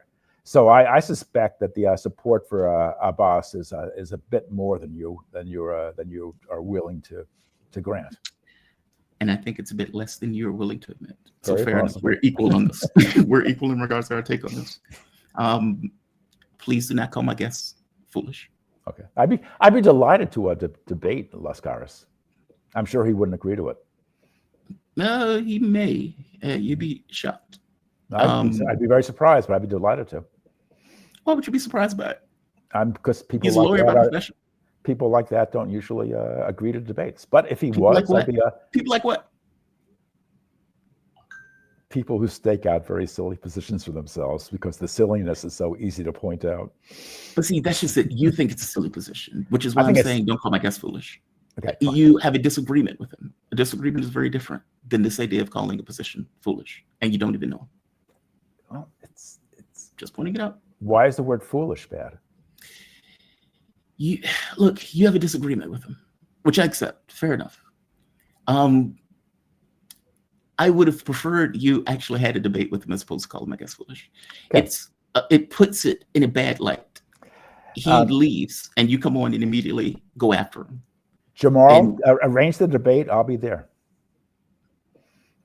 I'll ask him. I'll see what he says. Great. I'd be Hey, delighted. I'll see what he says. It would be an interesting conversation. I think I'll so. see what he says. But just as a rule, this has been an issue that took place once before, where somebody came on and attacked one of the guests, and they created all sorts of eddies on the show for weeks. Please don't do that. Respect Okay, my show. fine. That's fine. I'll Thank you. promise. I will. I've had guests to leave over that, and I've had all sorts of fuckery over that. Please, I will not use the F word. you can say fuck. Fuck is fine. Yeah. Oh, I Okay, meant the other. fair I enough. meant the other 4-letter F word. Yeah, the other 4 letters is fine. The other 4 letters is fine. All right, I will see what he says. Okay. Obviously, the audience is going to tell him about this episode. Great. So yeah, he's probably going to want to have a conversation. So fair enough. I'll ask him to see what he says. Sounds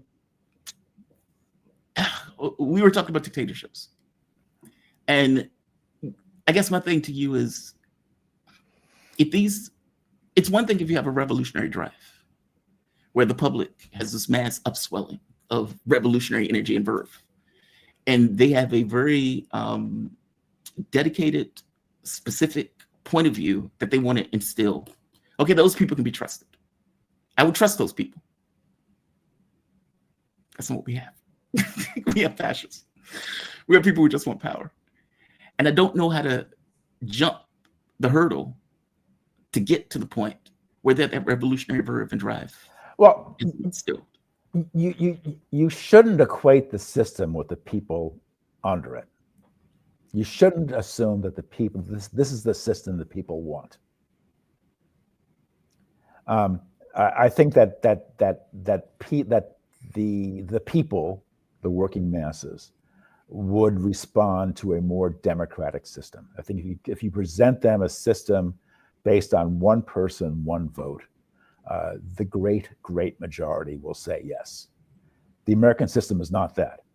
I mean, Yeah. we have gerrymandering in the House. We have a Senate based on equal state representation, in which Wyoming and California have the same 2 votes, even though California's population is nearly 70 times larger.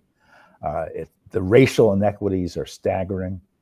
You have an electoral college that is biased in favor of lily white rural states. Again, the racial disparities are staggering. So I think that if shown the opportunity, Americans, the great majority of Americans, would opt for a truly democratic system based on one person, one vote across the board. Now, how would they get the opportunity? That's a revolution. That's what revolutions mean. I know, but that's a chicken and the egg. Yes. That's absolutely correct. You're absolutely correct. That how to get there from here is not an easy problem to solve. You've heard the joke, right? About the guy who stops the motorist who stops a passerby and asks for information how to get to a certain place, and the guy replies, "Well, I wouldn't start from here." And so Right. So you can't, yes, crossing that hurdle is not easy, obviously. In fact, it's the great problem that humanity faces, but it's got to be done. It has got to be done because the global crisis is reaching a point where it is the waves of destruction are just pounding and pounding, and nothing's going to be less. We talk about immigration and ICE, et cetera, et cetera. Do you know that the latest UN statistics indicate that one person in 67 worldwide has been displaced by either economic collapse, war, or climate? That's 1.5%. That is 120 million people, looking for a place to lay their head, and they're not finding it. And they are, I won't use the word invade because that seems inappropriate. Yeah. But they're looking for refuge in Europe, the U.S., even Israel, by the way, and because Israel has actually had a large African illegal immigration. If you go to the Tel Aviv bus station, the central bus station, it looks an awful lot like New York, where you see a lot of black and brown people peddling stuff, and it's very, very interesting. But this is a huge crisis globally, and humanity has got to deal with it, right? You would think. You would think. I don't know. I've become cynical about this. I had a conversation with one of my guests. He was talking about France. And I always think of France as being far more aggressive in regards to rebellions, protests. The Yellow Vest movement, I remember they were gone, for like 2 years. I've seen France put cows in the middle of the street, like for farming protests, like in the middle of highways. And he disabused me of that. He's like, look, I know my people. He says, we are anesthetized. He says, we get our cappuccinos. He said, we get decent salaries. Croque Mazurs. We sit in front of the Eiffel Tower. We smoke. We're not going out there and do that. And I was shocked by the whole thing. Because from my point of view, Americans are anesthetized, right? We play our Xbox, sex with our mistresses or girlfriends or wives or whatever. You go to work. You focus on your job, you focus on your kid, your life gets more desperate, but you don't see it because you're a frog in boiling water. He's like, no, dude, no. And I thought to myself, if France doesn't do it, from my perspective of France, we are screwed. I don't see it. And maybe it's one of those things, I think you pointed out, I think it was King Louis, that as he was going through the countryside, everybody was like, oh, what our great king? And, a few years later, it took his head. That may be the case. Yes, there's Louis XVI in 1786. He made a cross-country tour and was greeted by large and enthusiastic crowds wherever he went, and anyone who viewed that royal procession would have concluded that the bonds between the people and between the people and their king were absolutely unbreakable. 1786, 1793, he lost his head. And no one lifted a finger to save him. France is heading for quite a crunch. Yes, they are. They are in deep trouble. Macron is fighting for his life and making things worse for himself the more he does. But the sense is that Le Pen, the Rassemblement National, are just waiting in the wings, waiting to take power. So essentially, France will fall, France will be Trumpified, which will be essentially be hell on immigrants, on minorities, on French workers, et cetera, et cetera. So yes, so they're sipping their espressos, their cafe au laits. They're enjoying their fantastic food, and believe me, the food is absolutely amazing. The wine is superb. It's a drunkard's paradise. They are doing that, but their society is heading into a crunch, and it's not going to be easy. Yeah, I guess we can't see around corners, and I guess that's where I'm stuck with. And so, look, that's right. That's a good way of putting it. Very good. Well, because there needs to be a turn.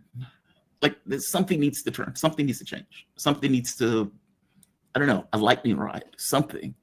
that galvanizes the public in a way that starts to accrue a certain amount of energy. We will protest over, let's say, Black Lives Matter.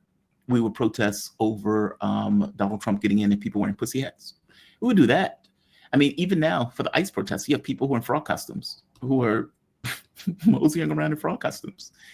But this kind of economic, let's say, liberty or democracy inspired protest, it seems to be too abstract.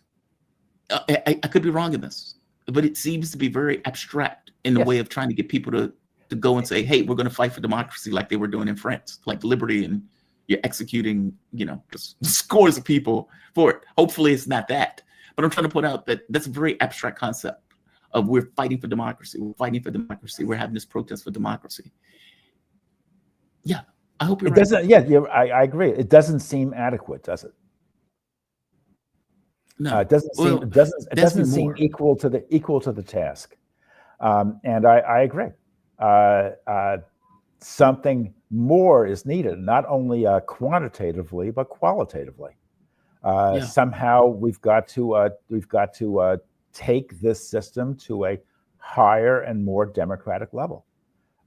Plainly, that's the story.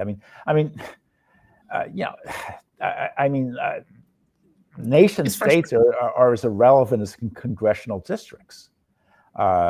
France is 60 million people in a world of 8 billion. It's just a drop in the bucket. So France is not master of its own fate. You need humanity, broad masses across the globe to come together. But this sounds it sounds new agey, this kind of thing. Let's all hold hands and wish for a better world. But that's actually not what I'm saying. I'm calling for a concrete international democracy that will be able to address these issues on a worldwide basis. That clearly is the next stage. That's the stage we've got to advance to. Daniel, you always have my appreciation for joining me, even when I disagree with you and aggressively disagree with you. Daniel Lazare. Daniel Lazare, independent journalist, author, best known as a critic of the U.S. Constitution, American politics, government, and social policy in general. He's written several books, including The Frozen Republic, The Velvet Coup, America's Undeclared War. Undeclared War. You can follow Daniel on DH Lazare on Twitter. You can find him on permanentrevolution.org and daniellazare.substack.com. Daniel, you have a fantastic rest of your day, man. Thank you for this. Same to you, Jamal. Bye-bye. You have a good one. Bye-bye. All right. And we have my man in the background. I see him. The man, the legend, Garland Nixon. How you doing, Garland? You doing okay, man? Doing great, man. Great to hear from you. No, man, it's great to have you. Garland Nixon, he is host of the Garland Nixon Show, radio host. I know you still do radio at this point. All sorts of events that I've seen you at all over the country. So speaker, activist, radio host, and YouTuber. Thank you for joining me, man. I really appreciate it. Hey, thanks a lot, man. Certainly appreciate you. I'm very honored. Your show's doing great. I watch it, man. It's very consistent. You have a lot of good guests. It's one of my favorite. I watch your show every morning. One way or the other. Either I watch it in the morning. Most of the time, by the time I've gotten up, it's got myself together. It's a little later. So I scroll back to the beginning. And then I'll go back and forth. I'm like, oh, look what he's got on now. And then I'll move forward for a while. And I'll go back and watch the rest later. Well, I appreciate that. Yeah. Oh, yeah. It's a great show, man. Great show. You're doing good work. There are moments that are there are discombobulating moments. I'll tell you that. That was a weird interview. All right. Thank you for joining me. I really appreciate it. So what I wanted to hit with you has to do with what has been taking place in regards to foreign policy. So let me get back to my main screen. The Tomahawk missiles have gained prevalence again. Donald Trump is waving these things around in the search for relevance. Putin is not going to yield on this. And you would think that this seems like the worst of both worlds as a policy. But what it's doing, though, it's creating this kind of weird situation where, the conversation in Russia, I don't know if you remember where they had this poll and they were asking Russians, hey, how do you feel about Americans? And for the first time in a very long time, America wasn't the top on that list of threats. And I looked at the poll and said, what is wrong with you people? These people are sociopaths. What is wrong with you? You're being encouraged too often or too much by Trump. Well, one of the things in the conversations that have taken place now has to do with, why are we playing with Trump in this way? Like, Donald Trump is trying to pretend as if, A, he's a peacemaker, while simultaneously going after our energy sector, which Financial Times reported and which I also pointed out. And on top of going after our energy sector, pushing other countries to not use Russian energy. They're being ignored by it, but still, it's the principle that they're doing it. And now I'm talking about using attack Adams missiles to hit Russian cities. So you're getting this dual conversation. One sense of, okay, well, obviously Donald Trump is not a peacemaker. And two, why is Putin still playing with him in this way? Why are we pretending? Why are we showing deference to Trump in this way? This seems to be conversations that are taking place in Russia right now. I'm curious about your take on the Putin one. This notion of, does Putin lose anything by being deferential to Trump in this? Because there are some people who say he does lose something in it and he needs to stop doing it. Give me your take on this. I think there's a couple of things. Number one, and I'll start with this. It's kind of like when I'm watching a football game with friends and they're like, no, the coach shouldn't do this. He should run this kind of play. And they don't even really know how the play works. But they're like, oh, he should run more screens. Why didn't he run more screens? Why? And when you talk to somebody that, like, because my best friend, like growing up, actually played college football and pro football. And I'll talk like with him. He knows the game inside and out. And I'll say, what about this? We're watching a game or whatever, or talking about a game, this or that. And he's like, no, Garland, you couldn't do that. That play would even take longer to develop. So you couldn't run a screen here or this or that. Mm-hmm. Here's my point being, there's a reason that guy's a pro football coach and I'm a schmuck on the couch, because he understands the game a lot more than me. But because I don't understand the game, it looks so simple, right? Here's my point. When I watch the leadership of Russia, the collective Putin, Russia, as they say, the collective Putin, Vladimir Putin and Lavrov, I look at those guys and I'm like, man, those guys know what they're doing. They've been doing one heck of a job. Based on a country with 150 million people, there's a whole lot of countries that have more than 150 million people that don't nearly have the power, the diplomatic and political and economic power and viability of Russia, right? It has a lot of things. Russia has a lot of stuff, and it uses it. It plays its hand extremely well on the world stage, right? People get mad at Russia, and they're like, "Well, why are they friends with this country? I don't like that. That friends with that. I don't like that country and these guys." And you realize it's because of the way they play their hand. They maintain good relations with the people they like and the people that they don't like. And when they need to reach over there and be an intermediate between Israel and Iran and these people and that people, they can do it, right? So you watch it, and in the long run, you look at Russia and you say, they're smart. Those guys play their hand well, right? When I look at this, I say, I'm kind of deferential to Putin and Lavrov. And I say, geez, the Tomahawks, this and that. Why don't they do this and that? But I look at it and I'm like, those guys play their hands pretty damn well.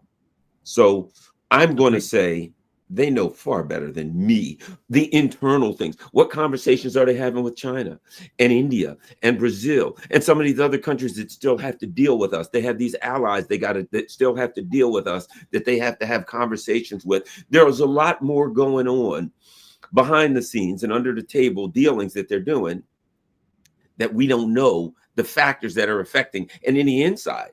You know what I mean? If I do want to have to punch you at some point, I don't want to have to tell you I want to punch you. I want to say, no, I'd never punch you. And then when you turn your head back, right in the back of the head, right? So it even makes sense if they felt like they were going to have to go to war with NATO or the US to pretend like they wouldn't. So all of those things being taken into account, I think Russia has played their hand extremely well so far. And I have to assume they know what the hell they're doing based on their track record throughout this war. I think Russia also realizes, look, what we don't want is a nuclear war and some war with NATO. And it'd be far wiser for us to take a little egg in the face, even amongst our people, to get kind of, why in the heck are you not doing this, leadership of Russia? You should be tougher. You should do this. We got a firm grasp on power in our country.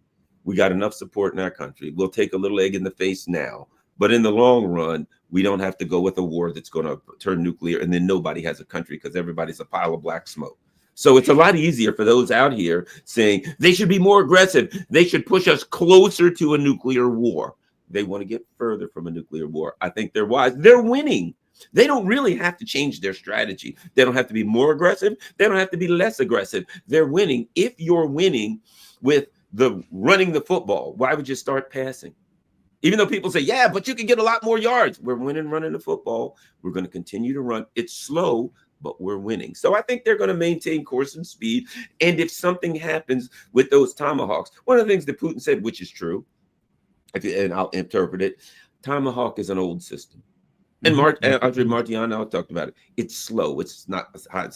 So it shouldn't be a big problem for them to shoot it down. But if they fire a Tomahawk and it hits the Kremlin and blows it up, well, we'll deal with that. Or gets close, or there's some problem, then we'll have to deal with that. But until that time happens, why should we threaten?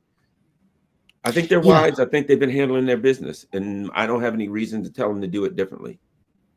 Yeah, I think I agree with that. I agree with the premise of it. I think the argument that certain people make, I think Dr. Rowe was making this argument, is that, let me ask you this, let me ask it in a different way. Okay. If Putin was the guy that the West claimed he is, do you think they would be testing him in this way?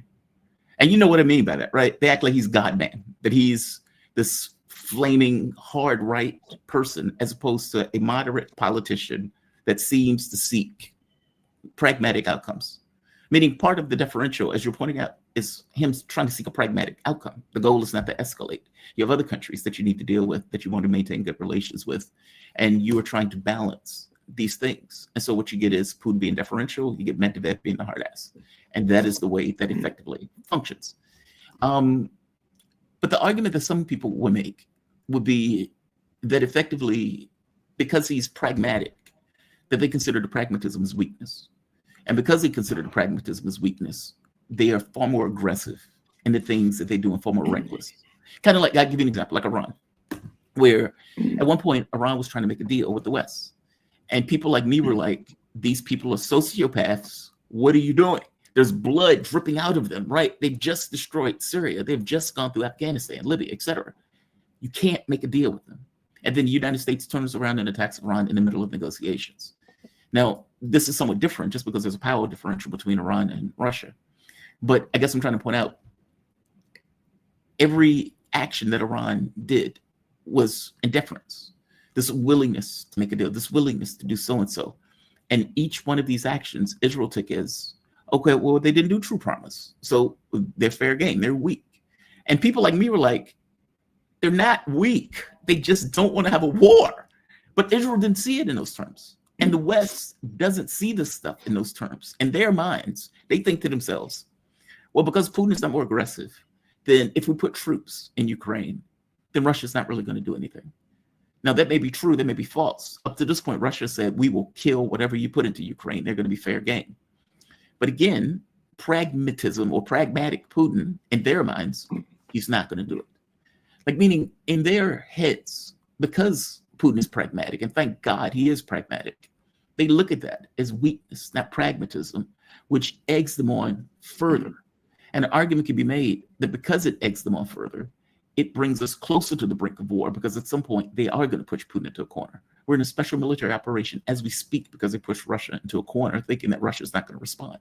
Well, maybe they did think, depending upon the policy papers. But I guess I'm pointing out, they are pushing and pushing and pushing. And is it that they think they can push in this way because he is pragmatic, and that at some point, because of that pragmatism, he will get pushed into a corner where he will be forced to respond in a way that will create that much more escalatory fervor?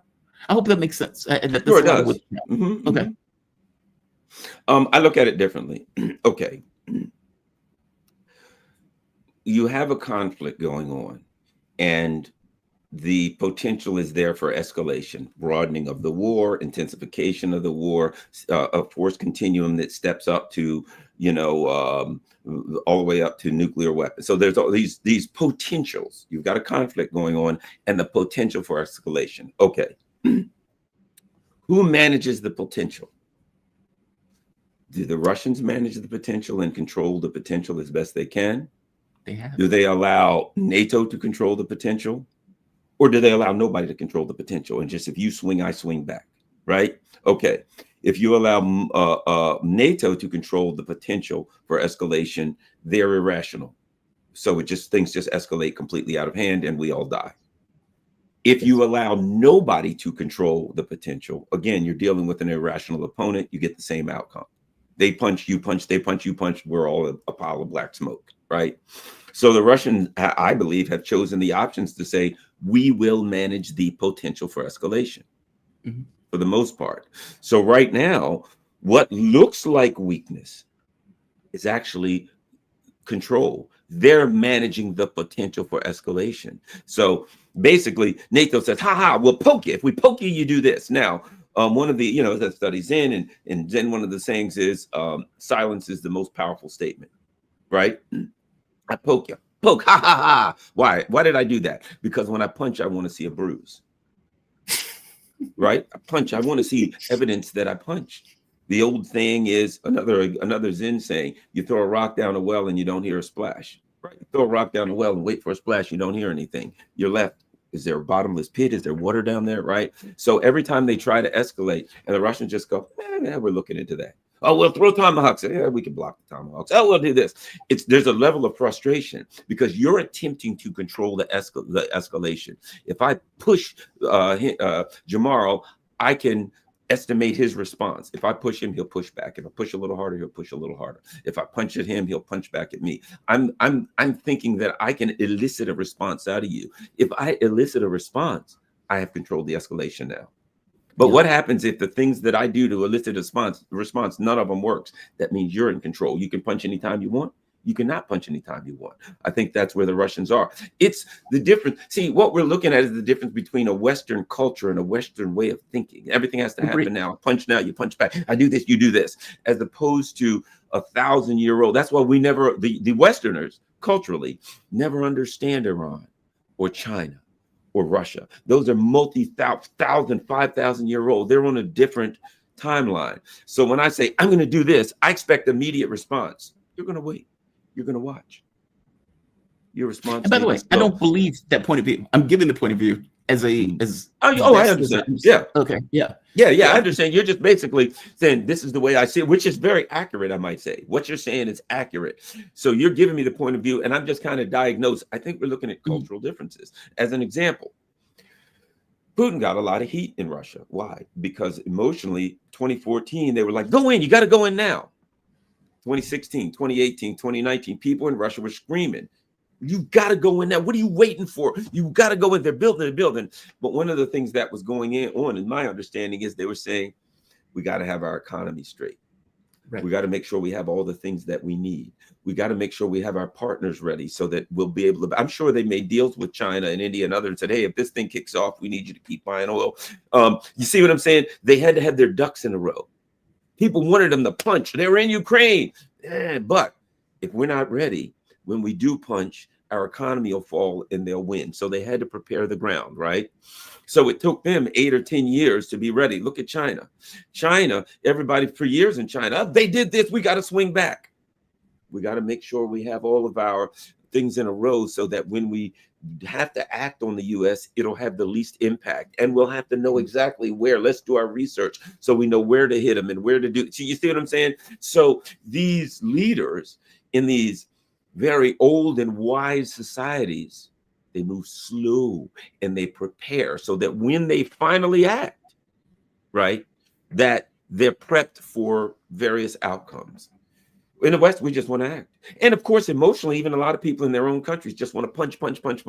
We didn't do this. We did. So we're viewing things through the eyes of a young culture. It's like the young guy, the old saying about the young bull. Hey, let's go down and do this. And the old bull says, let's walk down and do it, right? It's that old joke. It is the young country that's 250 years old. Everybody, let's swing, let's act. And the old country's like, not so fast. Well, look at the eyes of a hegemon. That's what it is. Exactly. Right? Like we're the ones that typically act. We're the ones that typically do X or Y. And right now we're the ones that caught flat-footed. Because Russia, you know what else? One other thing.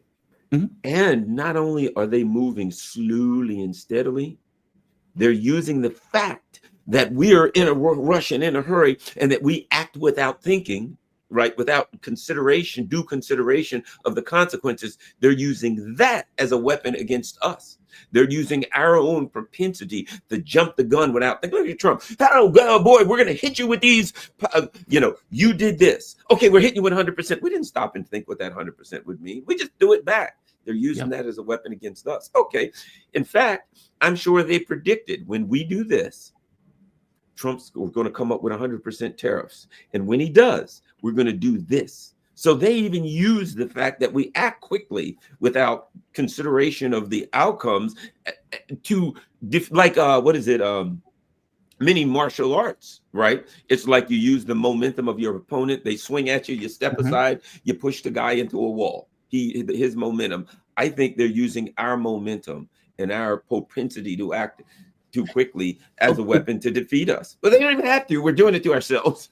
Agreed. No, 1,000% agreed. I mean, if you think of the beginning of this, right? The beginning of the war, you get Europe and the United States with all of these ideas of Russia being Nigeria with snow.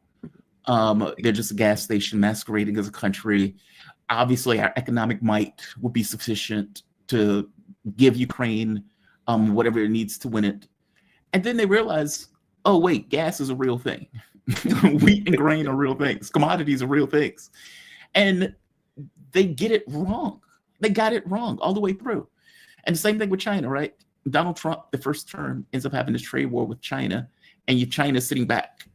All right, MF, next time we're going to be ready. And what happened? Donald Trump is completely caught off guard. He ends up having an economic trade war. China tells him to F off. Trump has to de-escalate. Trump, once again, tries to master China in this. And what ends up happening? The weaknesses of the U.S. and the vulnerabilities of the U.S. are laid bare.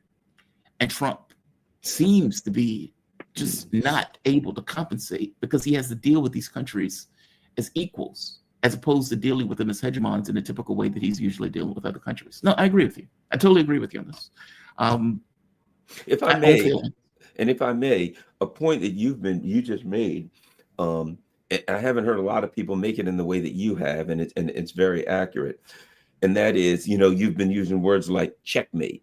That they've established, that's how, implying they've established an escalatory dominance in the economic field, China, right? Yes. China's done something that's far more important than just the results of their policies, right? Okay, we're gonna say we're not selling you this. Yeah, there's obviously, they're not going to sell us things to build missiles when we're saying we're going to throw the missiles at them. Of course not, right? Pretty obvious. Right.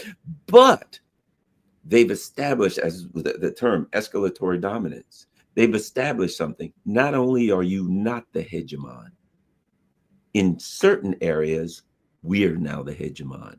We don't want to use it, but we will if you keep pushing us. It's now established. I keep saying it's like the guy who pushed his little brother around all the time, ha, ha, ha, and smacked him on the back of the head and took his candy. And then he turns 16.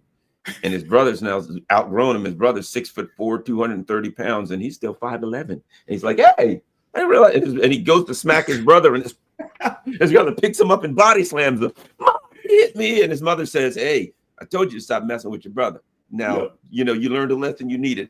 But here's the bottom line. China didn't, they laid low. They laid low. And finally they said, okay, we didn't want to have to teach you this lesson, but you forced us. Back. Yeah. And they smacked us down, and we're laying there. And this is really a important moment in U.S. history. All this discussion for the last several years has been, we can't let China pass us. China will pass us by 2035. China this or that. Ain't no 2035, brother. They got you by the short and curlies right now. What are you going to do? What if the U.S. going to say, we'll go to war with you, China? China will say, and with what? You ain't going to shoot at us with missiles for long because you can't build new ones. You know what I mean? We can't go to war with them or anybody else because China now can say, we don't like your policies as far as war. And we're not going to. That's what they are saying, by the way. You can't. That is exactly what they are saying. Right. We're not going to tell you not to go to war. We're going to make sure you can't do it. And we can do it. You will either start acting like you're civilized, which would be an act, because the U.S. didn't civilize, but we'll at least act that way, or else we'll civilize you. Either do that or we're going to yank your chain. Either you stop it or we'll stop you easily, and there's nothing you can do. It's game, set, and match. They're in power, we aren't. So what does the U.S. do now? All we can do is say, well, we've decided to destroy our own economy. We'll fix you, which, of course, in that instance, creates internal dissent, and the people are going to go bananas, and the people who are in charge will have to deal with that, and it ain't going to be easy. This is the time now that they've been fearing, that they've been saying, we've got to stop. We can't let China pass us. We can't. And China just, rather than do anything else, they just showed, we passed you. It's over. We are creating that monster. I mean, like, it's not like China woke up and was like, hey, let's do this. It's not that. We created this monster. Like, Trump is the one that was passing these tariffs. Trump was the one that started to, hey, I'm going to put taxes on their shipping when they come to ports. It's like, okay, why are you doing that? Right? Like, this stuff is so random that they're doing. And so China's like, okay, if you want to do that, we'll respond. You will see us as a peer. Full stop. And all of these things seems to be boiling down to you will see us as a peer. And yeah, like, did you know 78% of military components, either directly or indirectly, are sourced from China? That's amazing. Yeah, that's astonishing. So you have this $1 trillion military that effectively runs on Chinese products. What the hell? Stuff is just mind-blowing. I want to show you something else. Donald Trump said this at one of the meetings, and this is very dangerous. It's cartoonish, but it's dangerous because one or two things is true. Either he believes this or he doesn't. If he believes this, then he is willing to escalate because he thinks that this is reality. If he doesn't believe this, this is dangerous because Trump is lying in order to further this kind of U.S. hegemony that he doesn't necessarily want to claim because he wants to pretend like this is Joe Biden's war. Do you think that he actually believes this? This is, shout out to Lord Bebo, he does good work. This is Trump. Come on. He's lost 1.5 million soldiers, probably close. Certainly in terms of wounded and no legs and no arms and all the things that happen in horrible wars. It's a horrible war. That's the biggest thing that's happened since World War II in terms of death. It's bigger than any of them. I settled 8 of them. The biggest is that in terms of death. Incredible. I think India, Pakistan had great potential too. We did a great job in that one, but he's got to really settle this war. And you know, they have long lines waiting for gasoline in Russia right now. Right? They have long lines. Who thought that was going to happen? And all of a sudden, his economy is going to collapse. Now, I can't. Trump is a dumb man, right? So I don't know if he fully believes that. If they gave him a coloring book and he saw that in the coloring book and was like, whoa, things are going really bad for Putin. Or if he was doing an energy war where he was effectively pushing Zelensky to go after oil refineries as he was trying to go after it with a mafia diplomatic style of trying to get countries to just not use Russian energy. So of course he's saying, well, there are obviously long lines because, you know, we've been having these energy wars. And then he says, well, Russia has lost like 1.5 million men or people missing limbs. What is he talking about? Do you think he actually believes that? People always think that Kellogg has given Trump misinformation. Or do you think Trump is just lying? And I know when I ask the question, you don't know it's a flat fact, but I am curious on your take on this because this is going to affect policy. Well, number one, I've come to a conclusion a long time ago. Okay, people use language for different reasons, right? Some people use language to accurately communicate their thoughts. And even people do it at different times. You may have one conversation where you and I are talking, we're accurately communicating your thoughts. You may have another conversation where a person points a gun at you and they're robbing you. You're not going to say to them, I'm scared and I don't want to get shot. You're going to say something to try to weasel you. Well, you're going to use language to try to bamboozle them out of shooting you, right? So, right. But here's my point. I've come to the conclusion that Trump does not use language to accurately communicate his thoughts. Nope. So anytime he's talking, don't consider it like you and I are talking. We're just trying to say what we're thinking. Trump uses language to befuddle, to confuse, to mislead, deceive, whatever, right? Language is a tool for him. So when he says this thing, I don't even ask the question anymore, do I think he believes that? Because he doesn't use language to accurately communicate what he believes. It's always a deception. It's always a misdirection play, right? Because remember, here's a guy, does he know the truth? Here's a guy that when I know he knows the truth is when he says something that's 100% accurate. I know he knows it. For instance, Trump said, look, remember this, Russia's a war machine. Russia defeated, they defeated the French. They defeated the Germans. They're a war machine. This is what they do. They never lose, right? So this is Trump. He said, why would you pick a fight with a country that's like way bigger than you, a little country? You know you can't win that. Trump knows the truth. He said it. And he said that stuff more than once, right?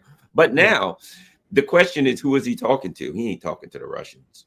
I think he's talking to the Europeans, the American people. He's talking to the neocons that he has to deal with. He's talking to pretending that, yeah, I'm one of them. He can't come out and say, you guys are a bunch of idiots and I got to try something else. I don't want to do what you want me to do. So he pretends that he goes along. Nah, Trump has said that he knows the truth. He said it. He knows the truth. And now this is all, I think a big part of it is this.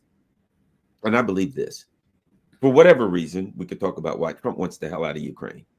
He doesn't. He hates Zelensky. A lot's personal with Trump. He hates Zelensky. He knows they tried to screw him. And you know how Trump never forgets that. He knows that they were intricately involved in trying to get him impeached. So he hates Zelensky. He hates the Ukrainians. He hates Starmer and all. He hates them. They, tried to help Kamala win. Those are the important things to Trump. He hates all of them. He don't want anything to do with it because he hates them. Forget policy. But he can't wiggle his way out of it, but he would if he could. And then maybe he wants other wars. Well, if I could get out of that, I could attack Venezuela, China, Iran, whoever, right? For whatever reason, I think if Trump could, he'd get the hell out. And he's struggling with the forces that won't let him get out. And that's what I think. But what is his motivation for saying something like that, if that's the case? Meaning, if this is just to befuddle, if this is just to confuse, and I agree with you, it's for public consumption, because obviously the Russians are not listening to Trump thinking, whoa, we lost 1.5 million people, right? They're not doing that. That's for us. But to what end is the part that's confusing to me? I don't think we could know. And keep in mind something, the Russians said a while back, said recently, and it's coming out more and more, we've been talking with the Americans all along. They've recently said that, yeah, we've been meeting with, we've been talking with Americans. Yeah, we got back channels going on. We've seen Trump, in the front say one thing and in the back, other things are going on. So I would imagine there are conversations going on with the Russians, particularly between military, that we have no idea. And this is the way diplomacy works anyway. And the Russians are really good at that. And the Russians are saying, well, if this happens, this is what we're going to do. Well, you know what I mean? And we find out from later on, years later, months later, that there was a conversation going on that was completely, 100 miles from the conversation we thought was going on. And I think that kind of stuff's going on. And I think when the Russians said, well, we are talking with the Americans behind the scenes, I think that was an indicator, maybe to their people and to others, there's a lot more going on here than meets the eye. But Trump has to communicate with his internal lunatics, I think, to some extent. And a lot of this stuff we just can't know. You would have to know the back channel conversation to know what the front channel conversation really means. You mean the people he hired, like Kellogg? No. I mean, whoever really is involved in whatever conversations are being had with the Russians under the table, you'd have to know what those conversations are to be able to determine what's going on here. But the bottom line is this. When Trump says something, I never assume ever that we should take what he's saying on face value or that that's what he believes. Do you think Putin believes what Trump is telling him? Look, I got to be honest with you, I'm very cynical about U.S. policy. And I may have a personal conversation with you. And if I am the person who you're having the conversation with, I'm not going to believe a word that comes out of Trump's mouth. If I'm the right. Which is the dilemma, right? Like, they went to Alaska. Trump needed to get out of effectively the tariff thing that Donald Trump effectively acted as if he was going to put on Russia. I'm going to put bone crushing sanctions on Russia. And then he goes to Alaska ill prepared because he's not that guy, right? They didn't have all of those things that were underlying that you would have where you're having a deal and you're working the stuff out and you know what the principals are going to talk. That wasn't there. This seems to be just thrown together almost on a whim, in which case the only thing you got out of it was Trump saying, all right, I will now accept a long-term deal as opposed to a short-term ceasefire. When the Russians are saying there's no progress being made in this, and then of course they would go back to their diplomatic language of, well, we are using the Alaska format. Well, they haven't done anything on the START treaty. They don't seem to be doing anything on this. Donald Trump is literally attacking oil fields to try to get some kind of leverage. It doesn't seem like there's forward progress. It seems like Donald Trump is searching for some leverage where he can use as a position of strength to have negotiations in order to quote unquote force a deal that would be in America's interest. Because otherwise, why are you going after oil fields? Why are you pushing India to not trade? Why are you, meaning these are things that are being taken place in the overt that are having real world consequences. And most likely they will give those Tomahawk missiles.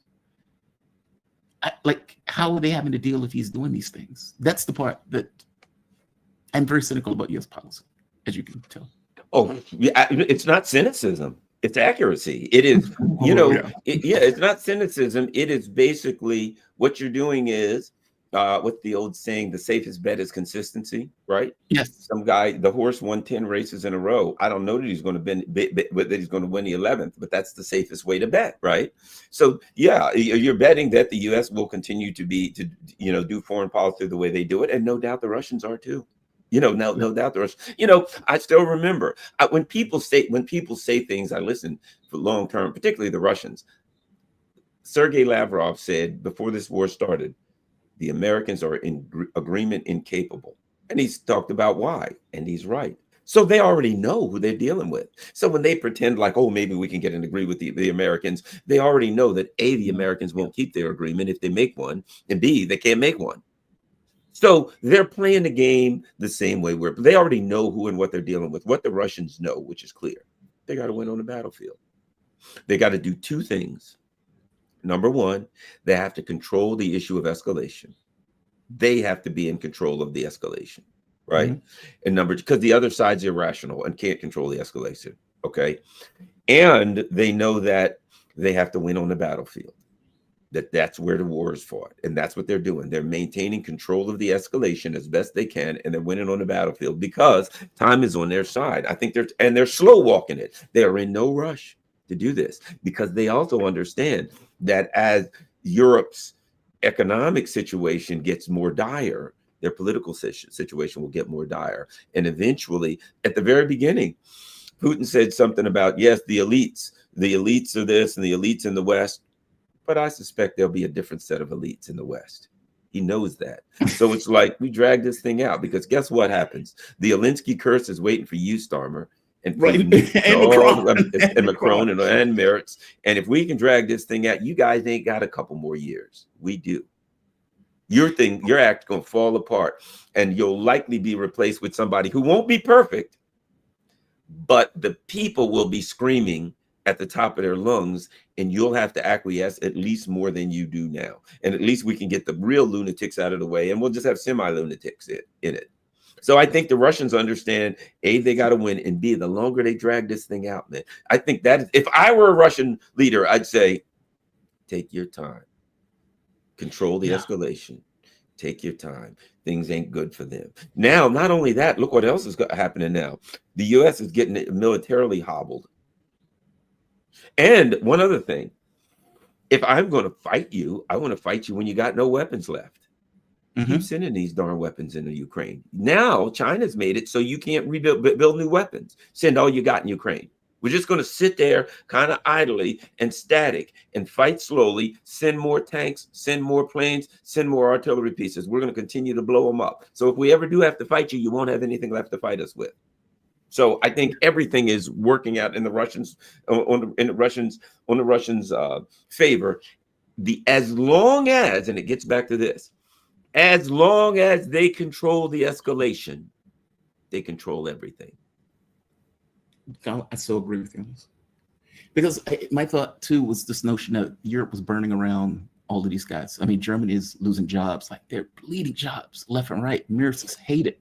Macron's government is fundamentally collapsed. London, they were talking about getting IMF loans because their finances were so bad off, and Starmers hate it. Like, this does not seem like a political coalition that is going to be able to maintain itself over the course of several years. And you look at Czech Republic, Babis, he's like, I'm not giving Ukraine another damn thing. You get Orban, you get Slovakia. What happens if France goes to, what is it? What is his name? Marine Le Pen's the guy who is the National Front or whatever it is. Yeah, the National Rally. What happens if it goes to them and they're like, yeah, we're very skeptical of this war. Yeah. Then what? France is like the #2 country in Europe. What happens? The coalition falls up. The so-called coalition of the willing it's like it is like a stool with 3 legs: France, Germany, and England. Right?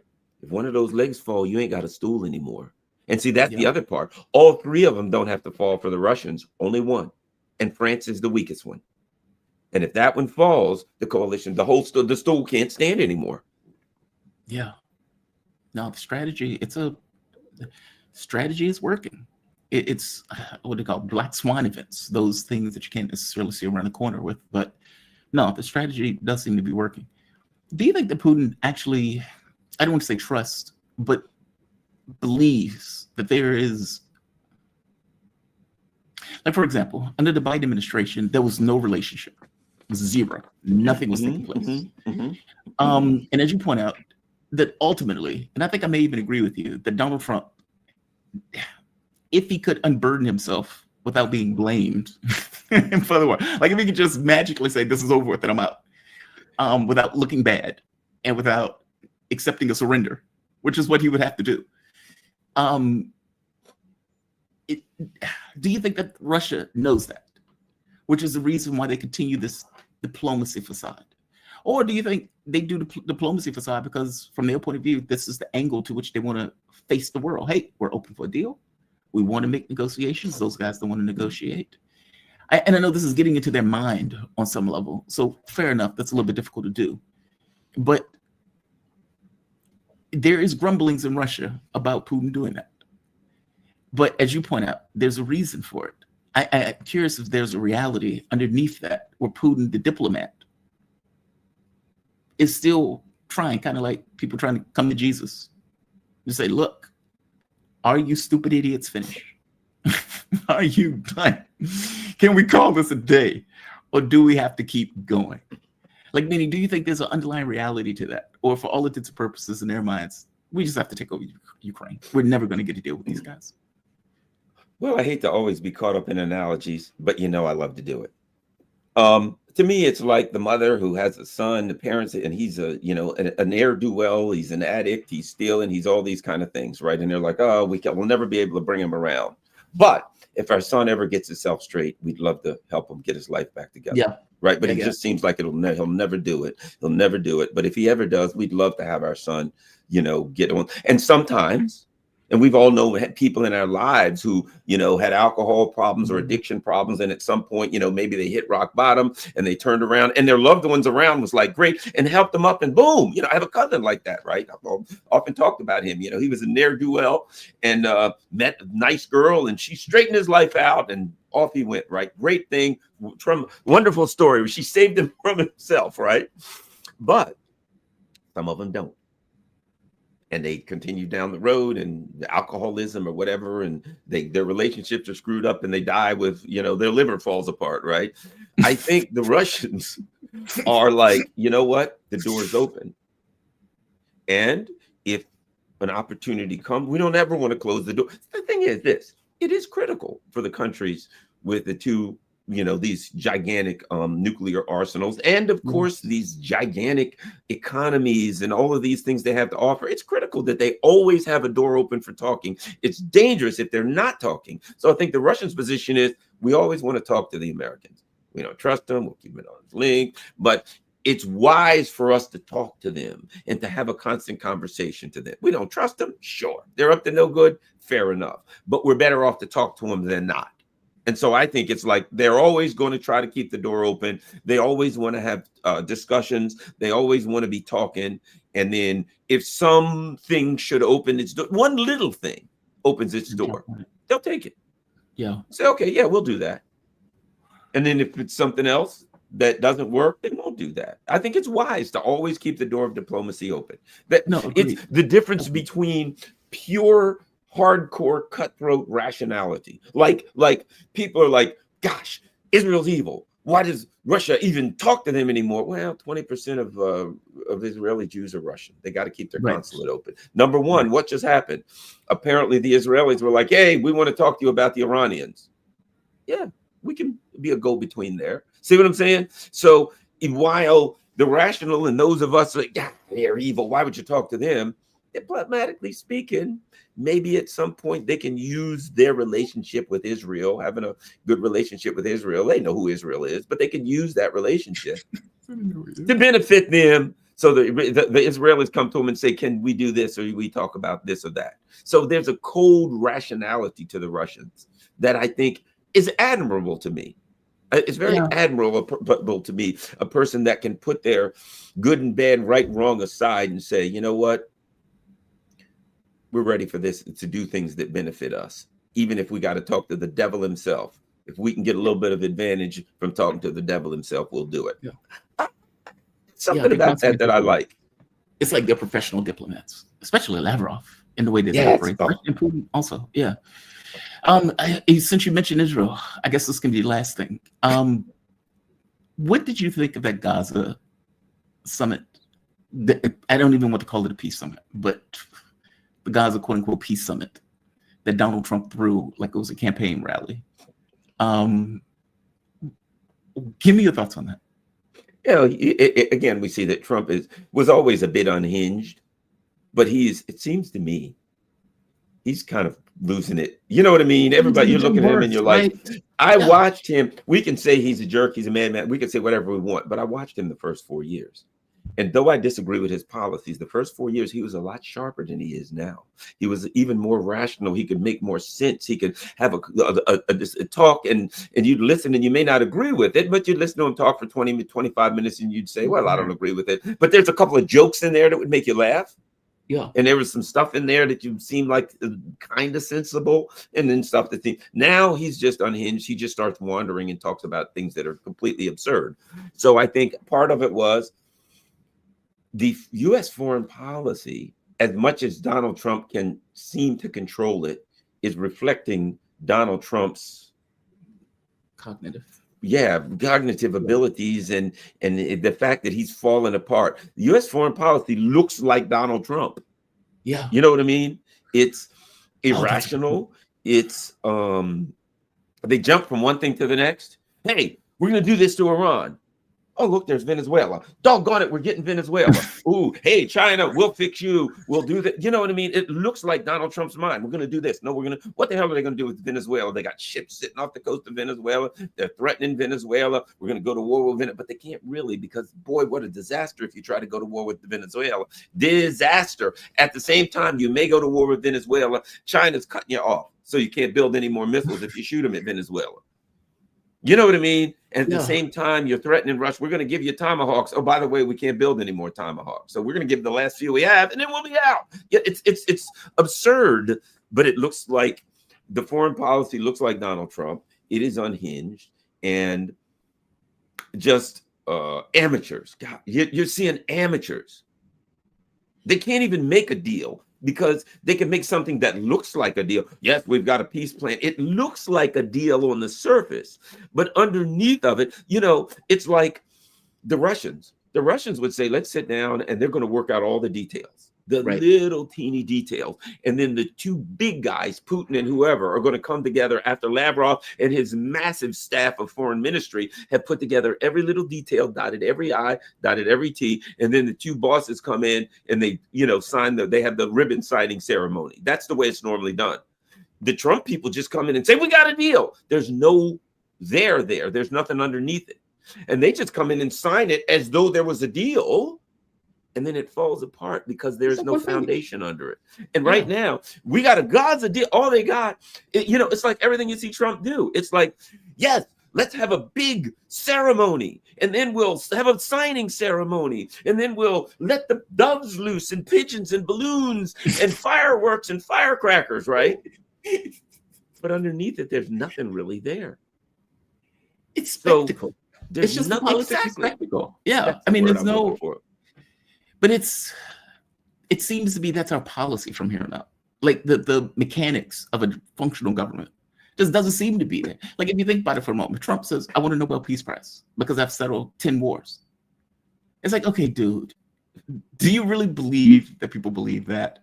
Or like now his staff of sycophants will say, "Yes, sir, you did settle all of those wars. That's, you did such great work settling all those wars," because they know exactly what Trump wants to hear. They used to be, there was this movie where it was a little girl, I think it was a little girl, and she had this power where she could basically command anything. And she was a child, right? She was like 5 years old. And so her parents were terrified around her and would give her pretty much anything she wanted. I think it was a Twilight Zone episode. I think Star And- Trek did something like that. Has had a couple episodes like that too, where there Like was somebody Q or really something like that. powerful. Yeah. Yeah, One of them and was a so- grown man, but when you found out he was a child, and like his father basically said he was on this planet Original series. controlling. Yes, and he says, "Yeah, if you can't play with your toys, I won't let you," kind of thing. So he had His the parents power, being- but he didn't Yep. have the knowledge and experience to utilize the power. That's what Trump puts me in the mind of. It's like you have all these sycophants around you, and they say, "Sir, you smell so good today. Sir, that pedicure just looks fantastic on you. Sir, what is that a new toothpaste that you're using?" Yeah. And Trump just sucks it all in, right? Like as if, and you have to think to yourself, does he actually believe that these people are saying these things, or is it just the very power trip of knowing that they don't mean this and yet you're being complimented? Like it's like, I know you don't believe this, but the very fact that you're saying it is me showing some level of power and dominion over you. But then that spectacle becomes his entire foreign policy. So you murder Venezuelans in boats, and you say, "Well, they're drug dealers." Okay, well, we have no evidence of that. Well, just trust me, I'm Trump. They're drug dealers. Or you go to North Korea. I don't know if you saw the paper. I think it was the New York Times that broke the report, where Trump goes to North Korea. He shakes hands with Kim Jong-un, and there's a SEAL team that ends up murdering a bunch of fishermen in the background because Donald Trump wanted to put some kind of spy device. And so in the peace deal, that is supposed to be this historic deal where he crosses the demilitarized zone, in the background, he's like, they're murdering North Korean fishermen. Like, this is the spectacle that just seems to be his administration. I agree with you. He seems to be in decline. Like, I think Seymour Hersh wrote that article saying that Donald Trump seems to be, if not sundowning, to be in a perpetual state of decline in a way that he can no longer hide it. And his administration and the presidency looks exactly like that level of decline. You're so right. You're so right on this. Well, you know what? I will say this now, and I read the New York Times. You know what I wonder? And this is the other part of U.S. foreign policy. When Trump was doing that, did he even know? It's obviously a CIA operation. Did he even know that operation was going on? If you remember, he's shaking hands. John Bolton is saying, "Oh, we're going to Muammar Gaddafi and we're going to Libya." So he's doing it, right? You've got John Bolton, who clearly didn't just do that of his own. You know, there was a faction, there was an element, a faction in the U.S. foreign policy group that was saying, we don't want Trump to do that. How can we shoot it in the foot, right? So John Bolton went out to say, "Oh, yeah, we'll Gaddafi this guy." In other words, okay, so he was running point man for that faction. Meanwhile, the CIA is going in there saying, "All right, we'll do this." And the other part of it is this: as intricately connected as the New York Times and the Washington Post are to the deep state, deep state, I don't even know that story was true. It wouldn't shock me if they looked at it and they're like, "Okay, the Russians and the North Koreans are thinking good together. Okay, they're doing this and that. All right, what can we do?" And they had another reason for whatever reason, poisoning the well against North Korea. So I wouldn't even be surprised if that story wasn't a lie. It may be true, But it why sounds like did it sit there from like 2018 or 19, and all of a sudden now they just decide to release it? If that part I either agree it with. wasn't true, or if it was true, there was a specific foreign policy reason that the deep state was putting that out now to thwart something or to do something that they needed to poison the relationship between the. It could be that in the background, Trump's people were on the phone with North Korea saying, we want to talk, and we don't know about it. And they're like, what's going on? Well, the Trump people, Trump's guys are trying to get a meeting with North Korea again. What are we going to do? Okay, call the New York Times. Let's put this story out. That'll piss them off. I guarantee it was something like that. That I agree with you. Because if you remember when Donald Trump was trying to make the deal with North Korea, every last story that came, Kim Jong-un is fooling Trump. Kim Jong-un is not doing this. Kim Jong-un is doing that. Meaning they were doing everything in their power to poison the world to prevent him from doing that. So I agree with you. But that sounds like something Trump would do. Like if they come to some, hey, Trump, we need to get the opportunity to get information on North Korea. And it's famously difficult for us to get any data. And they said, okay, well, we have this daring operation. Do you? And in the daring operation, we need you to go and bug so-and-so. And then it goes to shit immediately. And they end up killing the fishermen as they try to make their escape. I could see Trump doing that. I mean, he murdered Soleimani when Soleimani was going to some kind of peace agreement. Look at what he did with Iran. They attacked Iran in the middle of a peace agreement. They tried to murder the Hamas people in Qatar during a peace agreement. There seems to be a motif. I agree with you that they put that story out for reasons. What's interesting about that is this. North Korea's response. You know what North Korea's response was? They were muted. There was none. Yeah, they were muted. You know, they didn't even respond. They didn't say, hey, they didn't say anything. No response whatsoever, which to me is telling. You know what I mean? The North Koreans either knew what was, they were either like, yeah, our guys are talking to Trump people behind the scenes, and all of a sudden this story comes out. We know what you're trying to do. We're not going to play that game. Or they knew that's a lie. There was no fisherman. Whatever it was, the North Koreans understood what that story was about, because you know how Kim Jong-un is. If that was just like out of the blue and they found out, he'd be pissed and he'd say something. Well, throw missiles at you he wasn't just going to take that sitting down. But they didn't say a word. Not the Russians, not the North Koreans. Nobody said a single word about that. To me, the dog that didn't bark is more telling. What they said. The dog that didn't bark. That's right. And the North Koreans just like didn't even acknowledge that the story was said. That's telling to me. Yeah, but the moment that you acknowledge it, you're stuck with the reality of it. That's the issue. Like, for example, the Russians know that there were French troops, American troops, British troops that were on the ground in Ukraine. And for the longest time, they wouldn't say a word about it. I remember within the first year, Figaro, the French French magazine, he goes to Ukraine and he's like, hey, there are troops here. Like, meaning they knew, it was reported. But the moment that the Russians acknowledge that, they're stuck with the reality of the thing they've acknowledged. Right. North Korea is the same. Or do you disagree with that? Well, I think what we're looking at is there's a number of potential reasons that they didn't, right? And either of them could be. What you're saying could be true. What I'm saying could be. It could be. It didn't happen. It could be. They're like, it would be more trouble for us to acknowledge it than not acknowledge it. That the easiest thing for us to do. If we acknowledge it, then how do we respond? We don't want to respond, so why should we acknowledge it? It was several years ago, and we know that the Americans do this crap all the time. Every time we turn around, there's some American spies. You know, just like American spies probably get captured in North Korea. You know, countries capture spies and we never hear about it. And then all of a sudden it's like, yes, they've done a prisoner exchange where we gave them 4 spies. They gave us 4 spies. And we never knew that spies got captured. Right. So it's that, cloak and dagger game that's going on behind the scenes, too. Mm-hmm. So it's probably like, yeah, in fact, they said they got out, but actually we captured 4 of them. And then we traded them for 4 of our guys that they captured later. So when it comes to the cloak and dagger game, you don't know what's going on behind the scenes anyway. No, that's true. That's true. Garland, I have immensely enjoyed this. I swear to Me God, too. I always do. I always do, man. Thank you for this. Garland Nixon, political activist, reporter. I need to redo your bio because you do so much. You have the YouTube channel on the Garland Nixon Show. By the way, when is the next show going to be? I might just, I'll probably like, I'm set for tomorrow at like noon. I think I got Mark Sloboda or something like that. But I'll probably do one later on this evening, look over the news. And you know me, I do that, just what the heck is going on, and then turn on a camera and start running my yap. Generally, there's not much of a plan to my shows.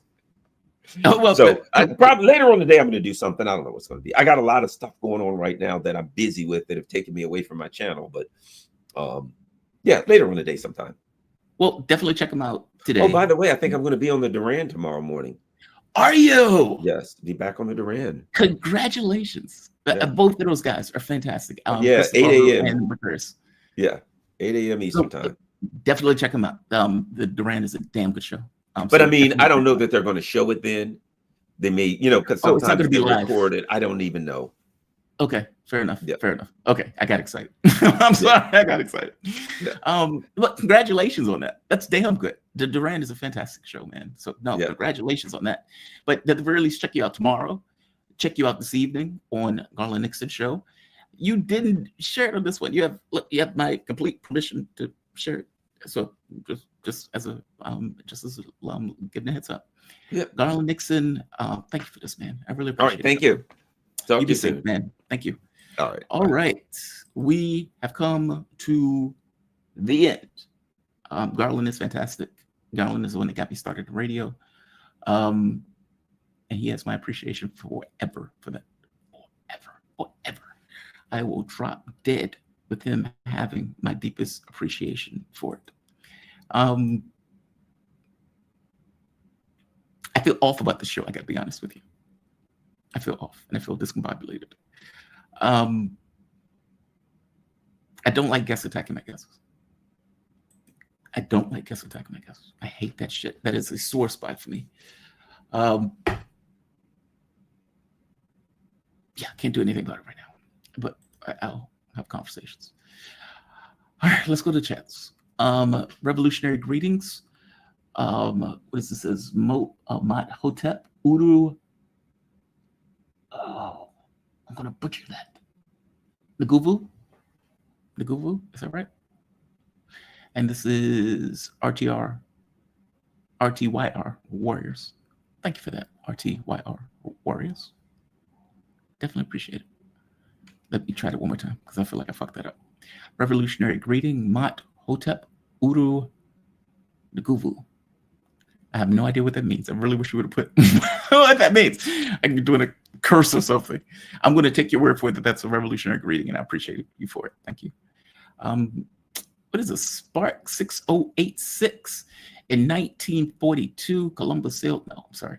In 1492, the Ottoman Empire sent ships to rescue Jews from the Spanish Inquisition. Contrary to popular belief, Jews and Muslims have not been fighting each other for thousands of years. Sparky, which is the reason why I named that video for first time a piece for 3,000 years, because it was so dumb. It was so blisteringly dumb. Jews and Muslims live side by side. The issue is an issue over land. Yes, there may be some religious goofballs that, trying to breed a red heifer and want Jesus to return. The issue is a brutal occupation. That is the issue. And obviously, if you're stealing my land, I'm going to feel some kind of way about the fact that you're stealing my land. And you having nuclear weapons with the West backing you as a colony gets all sorts of money and resources. And of course, you instantiate a dogma into your population that criminalizes me for being pissed off that you're stealing my land. And by the way, they did it in the United States, right? Like, you take somebody, you fashion them into a slave, and then you create all of these policies and this ideology around the fact that the person is a slave.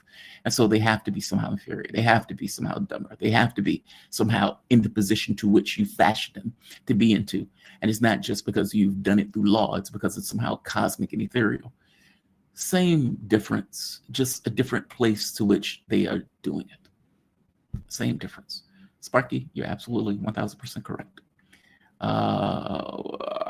What is this? What is this? What is this, and this? Frank Friel.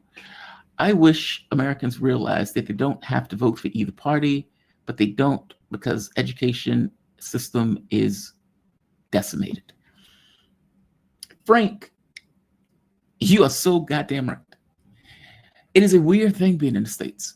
I've had conversations with people, the wildest part when you have conversations with people, and those people are either Democrats or Republicans, and they say something that you agree with. And because in their mind, that agreement with one thing has a list of other things. It's almost like a body of ideas that they've cobbled together. And they say, this is what it means to be a Republican. Democrats do the same thing. This is what it means to be a Democrat. So the moment that you agree with one, they assume that there's a list of other things that you just so happen to agree with. In which case, they're having a conversation with you and they're shocked when you immediately disagree with the very next thing that comes out of their mouth. In their minds, you're one or the other. Now, granted, you have about 30% of the population that's Democrat, 30% of the population that's Republican, and another, 40% that's independent. So obviously this breaks down to some level, but from the standpoint of the way they look at the globe, you're red or you're blue. It is weird. You don't need to vote for either of these political parties as a flat fact. You're absolutely right. You're absolutely right. In fact, I don't even think they teach. I don't remember them teaching government in my high school. Not in a way that makes you a citizen, or not in a way that makes you politically engaged. They teach history in broad strokes. But I don't remember them going into, this is what it means to vote. This is why you vote. This is the political parties, not the political parties in the BS way to which they talk about them. But these are the political parties that in real terms don't really give a shit about you. There's a Chinese professor with his name, Jiang. And the way he teaches politics and history, he says some wild shit sometimes. That I think is full of shit. But he's a fantastic professor. Because he has that rare gift of getting you to think. Now, if you're in high school, you may be disengaged from it. As you get older, you look at him and you think to yourself, that guy's a treasure. Not because he's always right, because there's plenty of stuff that I think he's completely wrong on. He's looking at politics almost as a historical context, missing the fact that there are real political reasons for countries to be doing what they're doing. It's not just Putin wants to save the soul of Russia. It's not, dude, this is an existential conflict. It's not about saving the soul of Russia. It's about saving the country itself. There's a difference in those things. I'm saying, but he has this rare ability to make people think, to give his own point of view, to try to put history in a lens of why are people behaving in the way that they're behaving? Does this really make sense in the way that the story is being told? Is there an ulterior or alternative in the way that this is being articulated, in the way that this is being explained? My history teacher wasn't like that. History for us was, this is what happened, this is what you need to remember, and go forth. No, he's a treasure. It's not about him being right in everything that he says. It's more about the way he teaches. Yeah, he's fantastic. Let's see. Sparky, you can get there from here. You can't get there from here. Sparky, this is the whole Venus Project thing and the Star Trek thing. If you remember in the Venus Project, you asked Jack Fresco, hey, how do you do that? How do you have this beautiful egalitarian world that you're trying to build? And he would say, I have no idea. You can't get there from here. And what did Star Trek do in order to get their world? They had several wars. They had a world war, a nuclear war, environmental collapse, a eugenics war. Like all of the shit was built into it. Like the world had to be fundamentally cracked in half for you to jump the hurdle at that point. Meaning you need to instill such misery into the population that it reverberated in them for eons. So, Sparky, you're right. You can't get there from here. It's hard to see it. What is this one? Concrete international democracy sounds more globalist piece of shit than New Age. Depends on how you look at it. I think to give Daniel the benefit of the doubt, that what he's trying to point out is we've had countries, and see, that's the rub, right? There's no such thing as an eternal government, or is there? Maybe, I don't know. You start off with a huge revolutionary verve when you start a country. You may even believe those ideas of liberty, democracy, freedom, justice, egalitarianism, free press. We want the press to be able to say what they say. We're confident. And so in our confidence, we can have stories that go after us and all of those things. You can do all that in the beginning because you're true believers in the beginning. It's like a cop. We first put him on the street.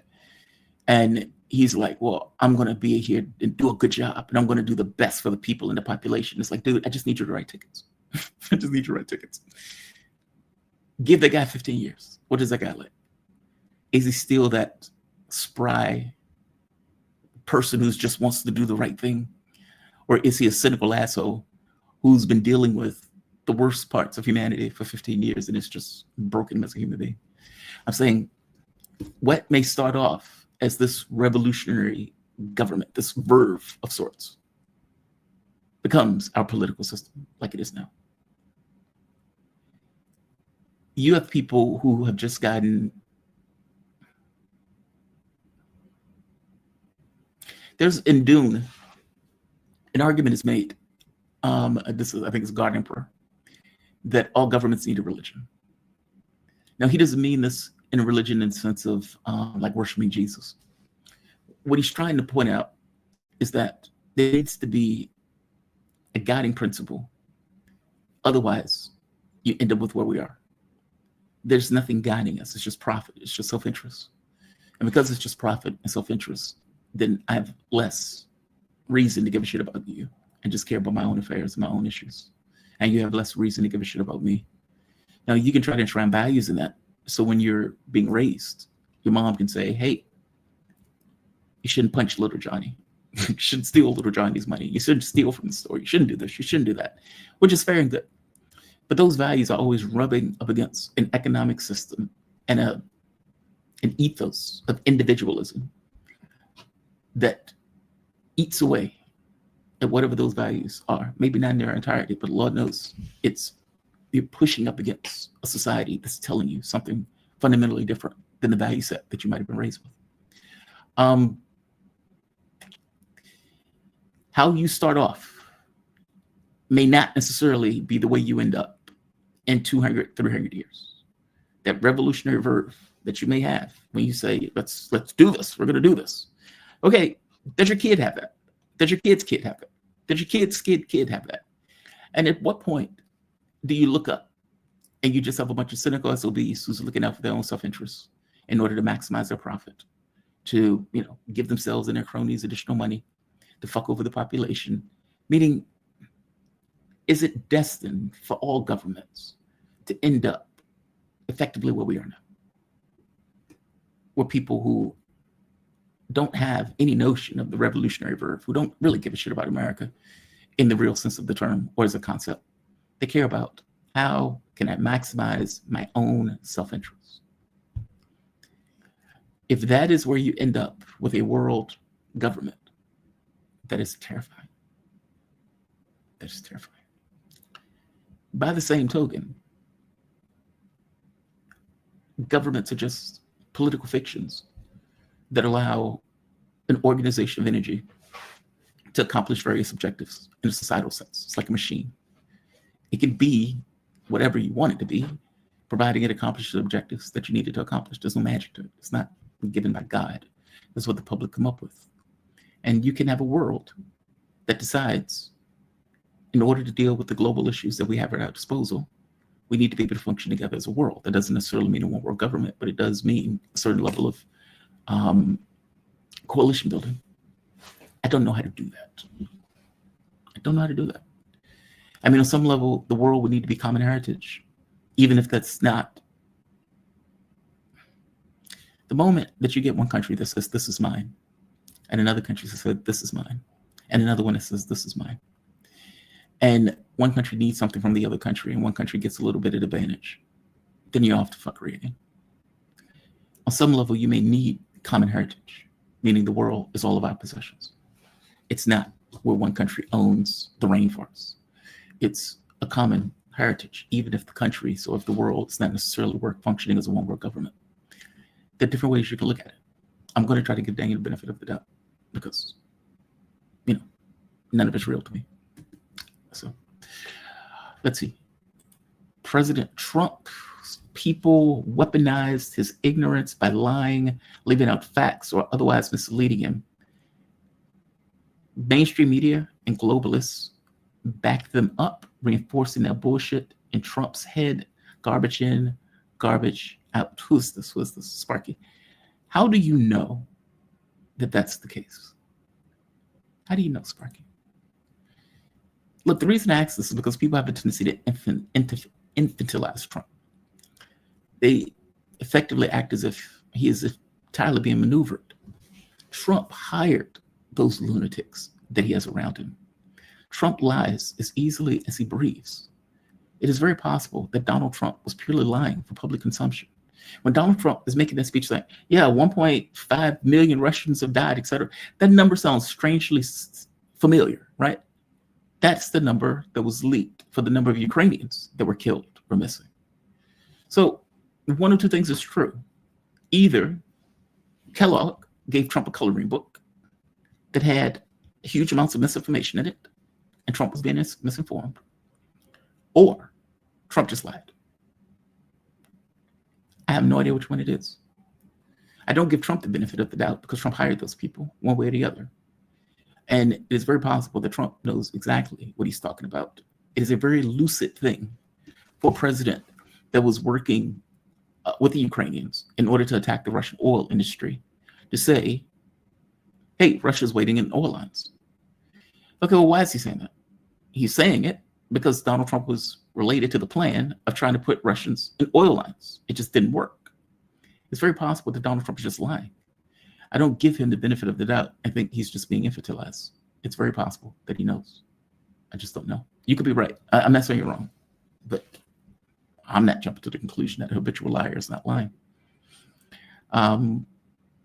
Sparky, let's see. What is this? Jamal, great to see Garland Nixon on your show. Garland has vast knowledge, terrific insight, analysis. Have him on more often. Garland will be on every Wednesday at 9, either 9:15 or 9:30. Every Wednesday, 9:15 to 9:30 or 9:30. Usually he shares it with his own audience. Because of the location that I'm in, it is very difficult. Our time schedules clash. It's much easier for me to have an extra show on the weekends. An extra show on the weekends wasn't possible for Garland. And so what we typically do is share our stream. And last week we did that, where we shared the stream. This week he didn't do it. It would be nice where we can have an extra show at a time. It's just fuckery. But yeah, Garland is fantastic. Obviously, he's just awesome. He is absolutely awesome. Easily one of my favorite people to talk to. Like I said, got me on a radio show. And without a radio show, I don't know if I would have this show, to be honest. So, yeah, he has my complete thank yous for that. Sparky, President Trump never seemed to realize Putin and Xi were true friends who both wanted to help him make America great again, more than his own people, fake friends who actively sabotaged him. Yeah, but that's assuming that. I think we disagree on this, Sparky, kind of. A U.S. president takes that office with a massive amount of hubris, with a certain agenda that is not necessarily in the best interest of, let's say, the public, but has the toe line in regards to being in that office. So no, Trump is not going to walk from Ukraine because Trump is an American president and Trump doesn't want to look bad as an American president. Meaning there is stuff, intellectual stuff that is built into that office that compels, controls behavior. Could he walk? Yes. Will he walk? The political pressure makes that answer no.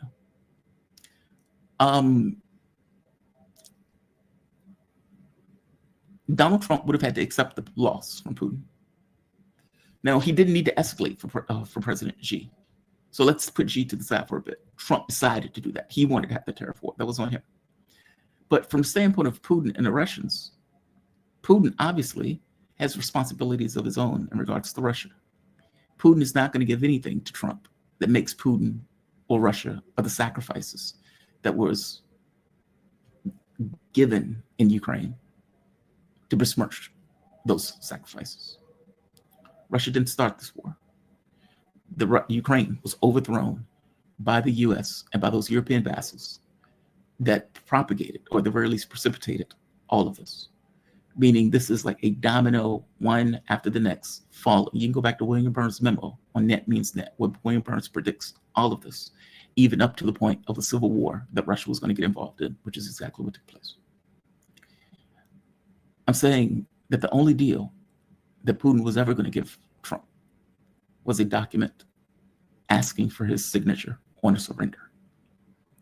And the question becomes, can an American president accept a surrender in this way?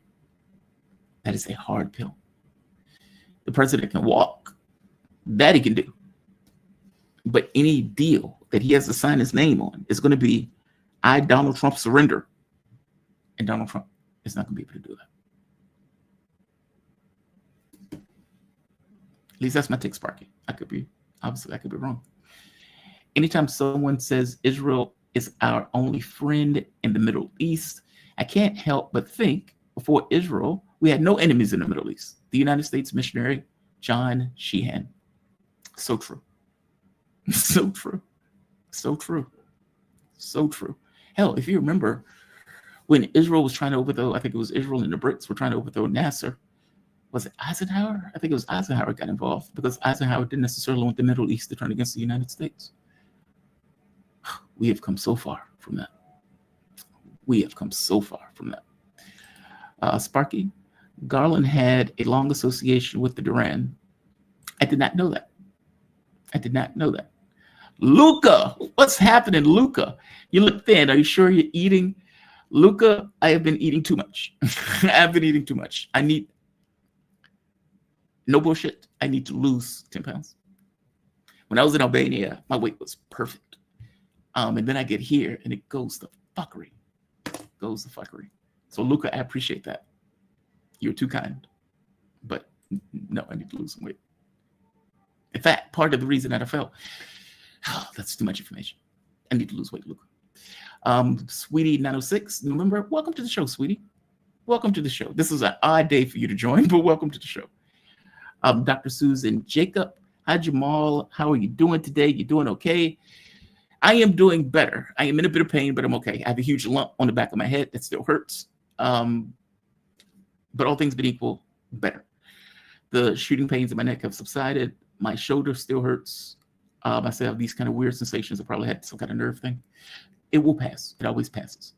It always passes. That is a constant. Thank you, Dr. Susan. I appreciate that.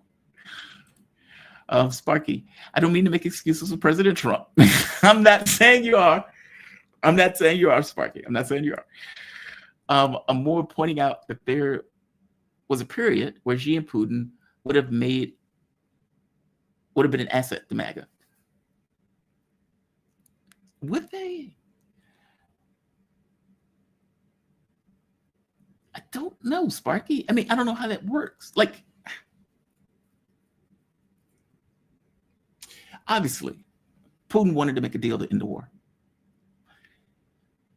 But how do you make that deal is the catch. Like, that's the part that I'm confused. I don't know. Like, I don't know how you make that deal.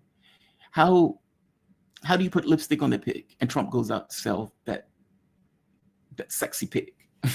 How do you sell that sexy pig, right? Like, look at the ass on that pig. How does Donald Trump do that? Because it is a pig. It is a grotesque looking pig. You got your ass kicked in a war that everybody saw with the help of the Europeans and the US, and you lost. Now, one way to sell it is just say, that's Joe Biden's war. I said I was going to end it, and damn it, I'm getting out of it. MAGA would have backed him to the hilt. MAGA would have been ecstatic over that. The war would have kept going for a period of time. but it would have came to an end much faster. And MAGA would have been perfectly okay with Donald Trump doing that. But Trump didn't do that. And you have to ask, why? Donald Trump came in and decided he wanted to have a tariff war with China. Now, again, from my point of view, hubris comes along with the office every bit as much as the nuclear codes and the White House and the desks, etc. It is ingrained in a president, that level of hubris. And hubris, not good sense, says, I'm going to have a trade war and master the entirety of the world because I'm a US president, and damn it, I'm America, I can do it. And China tells him to F off. And he's shocked by the whole thing. And even now, Donald Trump decided that the United States can escalate against China as if China wasn't going to respond. And China continuously is asserting, we are peers. Full stop. You will treat us as equals, or you will get a lesson where you will be forced to treat us as equals. Now, how long does Trump do that before the lesson gets instilled? Who knows? He's an American president. You've had decades of being able to do this to other countries without them being able to respond. Well, that period is over, obviously. I guess I'm saying Xi could have bought soybeans, I suppose. That would have helped him out. But Donald Trump is fixed within a political space where half of DC hates the Chinese, and the other half hates the Russians. There's nowhere to go. Like anywhere you go, somebody's going to hit you on this. Sparky, I don't know, man. I don't know. His best bet would have been to just walk. Just to walk. I'm out. I'm done. You guys are horrible people. Figure it out. You're not getting any weapons from us, etc. Work that out. This is Joe Biden's war. I'm going to play golf. You could have done that. You could have sold that, but you had to do that immediately. That's not what he did. So I don't know if Putin, maybe they could have made a deal at the point where Trump walked. That may be true. Like where there's some kind of investment or something like that, where they kind of make some kind of deal after the fact where Donald Trump walks. Trump or the US and Russia create some kind of diplomatic ties through business. Maybe. I don't know how that works with China and Trump, though. Donald Trump spent 4 years screaming about a China virus, degrading, demeaning, racist, etc. How do you then turn around to your base and make a deal with China in a real way? I don't know, Sparky. That's a tough one, Sparky. I don't know. You could be right. I just don't know. I don't know what it looks like is my issue. Trump could have denied. Oh, okay, right here. Trump could have attended the parades in Russia and China. Agreed. 1,000% agreed. Russia and China could have ruled the world together and deleted the globalists. Donald Trump is a globalist. Donald Trump is a globalist. I agree with you that he should have went to that parade. Agreed. I consider the Second World War sacred. Like the sacrifices that were made for that war, I consider it sacred. The world came together to beat back the Nazis. Now, will be a bit ironic that Donald Trump is going to that, considering that we were paying those Nazis that are in Ukraine. Hypocrisy aside, agreed. He should have went. He should have went. They shouldn't be defacing those Soviet monuments. Those people were heroes. Think of what you want to Stalin, but those soldiers were heroes. They beat back the beast. I just don't buy the idea that Trump's not a globalist. He's still using US aid. He's still setting fires in other countries. Nepal, for example. I don't think it's a coincidence that all of those countries around China just so happen to go up in flames. So you get Cambodia and Thailand having a conflict. Okay, well, that's weird. That's strange. That just seemed to come out of the blue. And the US's relationships. Definitely in Thailand, but also in Cambodia. You get the flare up between India and China. I'm sorry, between India and Pakistan. You get the flare up. Oh, where else? I don't know what's going on in Madagascar, so I'm not going to add that to it. But I hope you get my point. You have the flare up in South Korea. where the South Korean president, Yoon Suk Yeol, tried to literally overthrow the government and had his political opposition murdered. It was just fucking outrageous. That stuff didn't happen for no reason. That stuff was happening. And I know that was under Joe Biden, but I hope you get my point.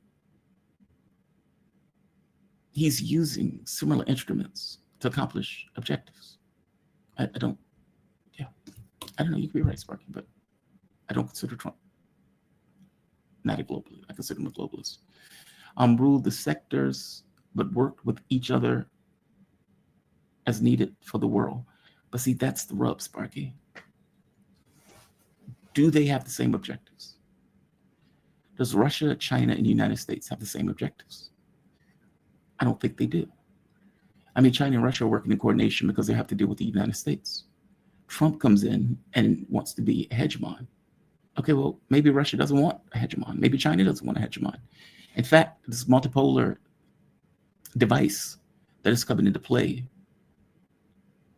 is literally antagonistic to the very notion of a hegemon. If Trump comes in and wants to have a trade war, well, obviously he's trying to master the rest of the world on some level. I guess I'm saying their objectives are not in sync. Everywhere that Trump turns, either working with Israel to fuck over Iran. Okay, well, Russia and China are there also. Iran is a fulcrum of this multipolar world. How do you work in tandem on something like that when your objectives are diametrically opposed? If you're going after Venezuela, okay, well, obviously Russia doesn't want you going after Venezuela. There's a relationship between those things. How do you work in tandem when your objectives are diametrically opposed? The war in Ukraine, well, obviously Trump wants to get out of it looking good. Putin is not going to let him get out of it looking good. You lost. It needs to be understood that you lost on a massive effing level. How do you work on those things when you're down? I hope you get my point. Like, that is a hard thing for a U.S. president to do with an entire device that is built up in regards to foreign policy establishment. And by the way, the people that you hire and bring around you are going to work and cross purposes with those other countries. I don't know. I have a very different view of Trump in this. I think he is a globalist. I think he's every bit as much as any of these other people. Sure, Trump is a globalist now as they've captured him, but I don't think he set out to be one. Okay, Sparky. Okay. Trump needs to listen to Brian Berletic. It's probably, but see, that's just it. Brian prescience is because, well, I don't believe the policy papers are followed to the letter, because obviously the world is more complicated than a policy paper. In grand contours, Brian is right, because those policy papers, there's somebody there that has read those policy papers and fully understands the objectives of the United States as an empire and what it wants to accomplish. And whether Donald Trump has given a coloring book version of those policy papers, somebody around him obviously knows what the objectives are. And Donald Trump, in those contours, follows in a particular direction. If Brian Berletic went to the White House and had a conversation with Trump and showed him the policy documents and say, hey, you realize this is what they're trying to do, right? What do you think Trump's response will be? Do you think his response will be, thank God, Brian, you've made me aware of this. I am now going to change policy. Or do you think he would have Brian escort out and continue on what he's doing? I have a different view of Trump than you on this one. I have a different view of Trump on you. Trump is accomplishing the U.S. priorities, just like Obama was accomplishing U.S. priorities, just like Joe Biden was accomplishing U.S. priorities, just like Ed Randall, president, accomplishing U.S. priorities. He may give you a different flavor, but the objectives seems to be in a particular direction. Trump needs to listen to Brian Berletic, but it's probably too late. Like Mark Twain said, it's easier to fool people than to convince them that they have been fooled. But what if he hasn't been fooled? Like, what if he's not fooled? Then what? Like, this is the conversation I have with Alex Craner, right? where Craner has a framing of the world. And my framing is different. I would argue that my framing is based on what he's doing, not what's in his heart or in his mind. I don't know what is in his mind. I only know what he's doing. What if what you see is what you get? What if it's a WYSIWYG? What you see is what you get. He's not being fooled. What if this is just who he is? Hubris, small, weak man that needs people to blow smoke up his ass 24/7 because his ego is that tiny, or that his self-confidence is that small. And that for all intents and purposes, a psychopath. And so he doesn't really care about killing people and everything else. In fact, the mechanisms of government may not even matter to him all that much. In which case, he follows whatever edicts he has to follow because he's amoral. He doesn't have a core. It's not like Joe Biden with this kind of true belief that he needs to go after the Russians and destroy the Russian state and, you know, turn it into little statelets. So Estonia, Kalis, can feel better about herself. No, he is probably amoral. It's just a psychopath who, for all intents and purposes, somebody tells him to go left, he goes left. Go right, he goes right. He may have certain ideas in regards to his ego and this idea of hubris, and he's a figurehead, and obviously there are things that he may want to do and accomplish, especially on the domestic front. But what if he's just who he is? And what you see is what you get. It's like people of policy, right?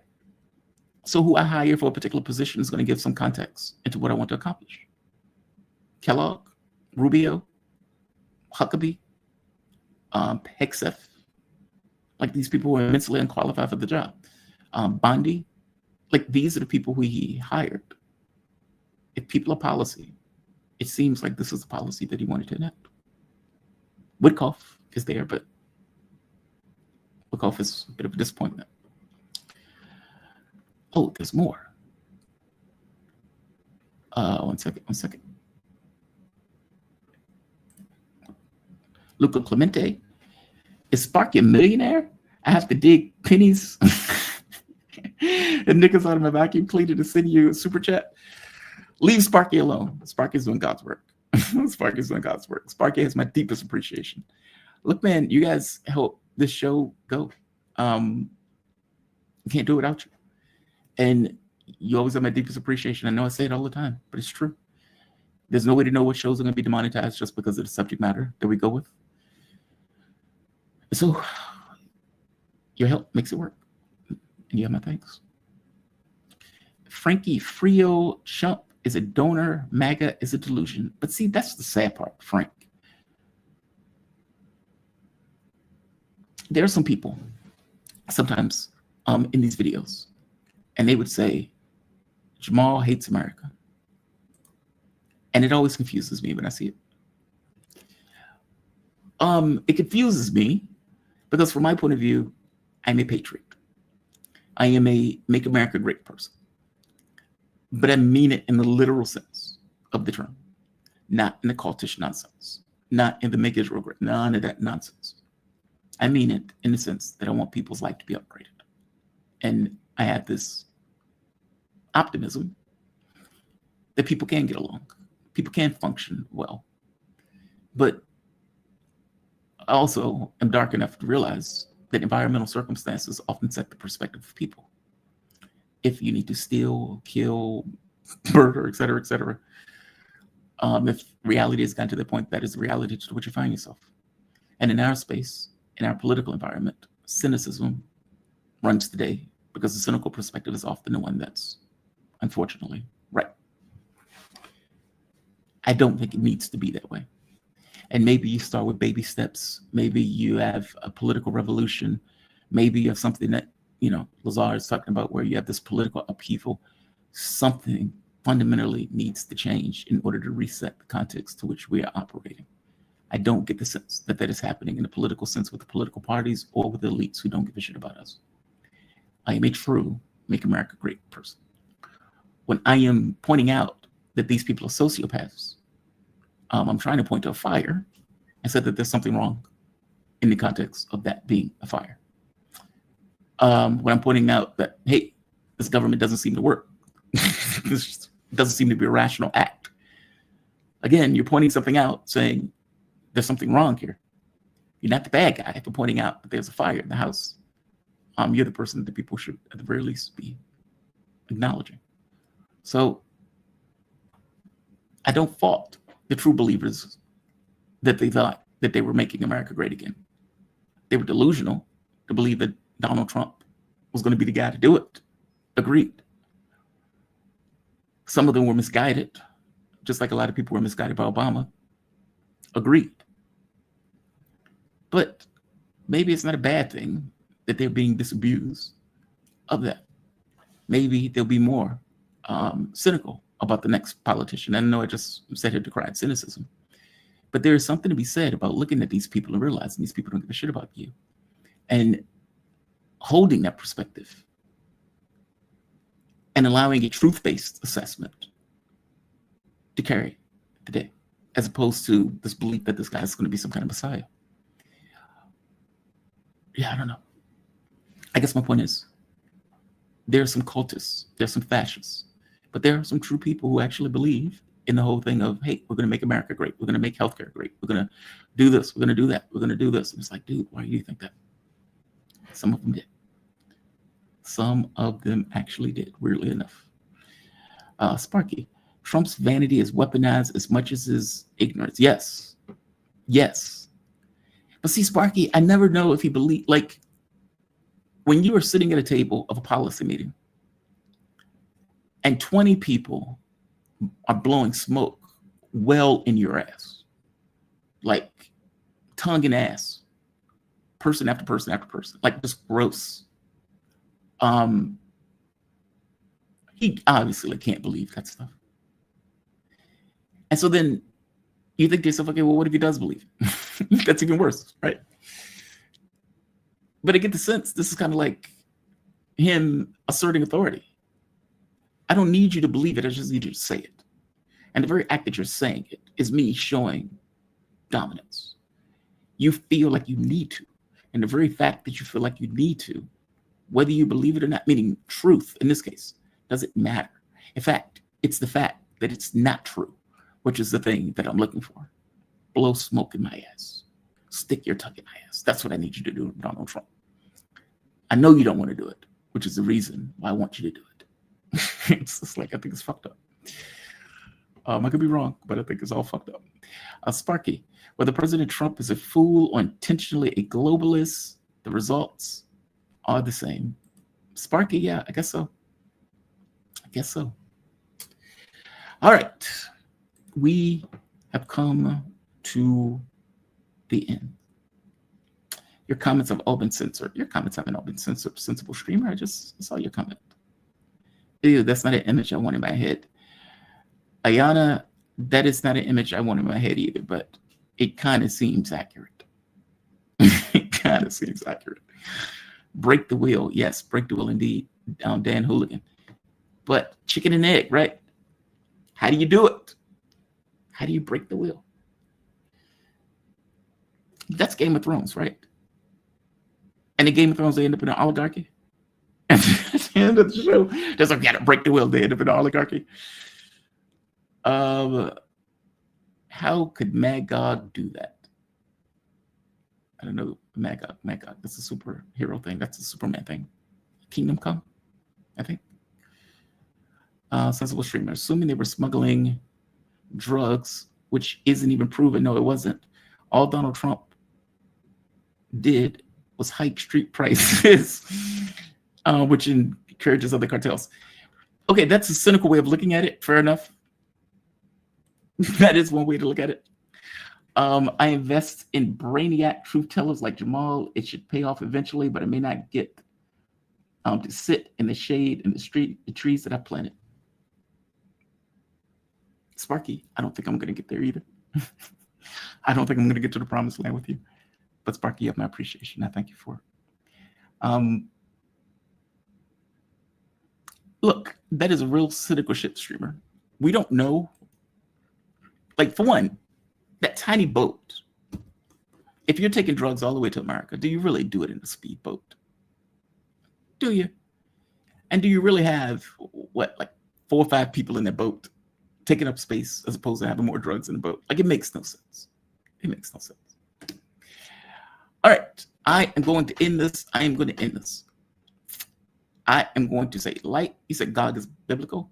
Gog and Magog is biblical. Oh. Well, I know it from Kingdom Come. Magog was the one that pissed off Superman, and Superman said fuck off to the world. And Magog started having superheroes killing people. But the biblical reference in Kingdom Come it's alluding to biblical references, so I don't doubt that that's probably where it came from. May the force of the universe protect us all. Rapti, there is nothing in this universe that will protect you. There's nothing that cares. We're stuck with dealing with this on our own. And to be fair, I don't know if I entirely believe there's nothing that cares, but nothing that would intercede, or nothing that, in the real sense, materially matters. All right, I'm going to say like, I'm going to say share, I'm going to say subscribe. I'm sorry to be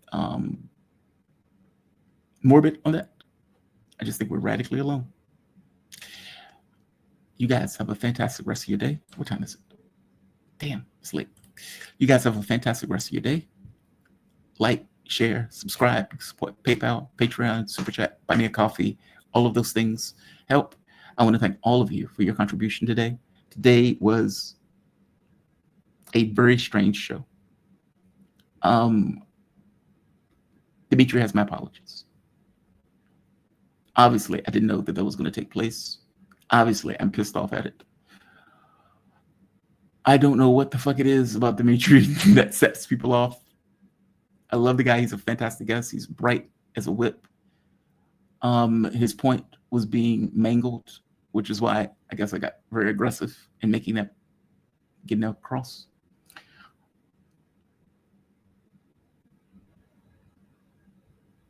Yeah, that annoys me. Would you say it wasn't boring? Yeah, it wasn't boring, but if a guest is nice enough to come on the show and contribute their time, then obviously I don't want them at it. You can disagree with them. I don't take issue with disagreeing with them. Color somebody foolish? No. Fuck that. No. You make your point, you make your argument, and you go from there. If you want to have a debate with the person later, maybe it could be arranged. But you're not going to attack the guests, especially when you don't know nothing about the guests. So, all right. I'm going to say like. He did it purposely. I don't think he did it purposely. I think he was just giving his take. Which, again, I don't have an issue with people giving their take. Don't hit the guests. I would not let anybody hit Daniel, nor am I not. It's just a basic premise. It's just a basic premise.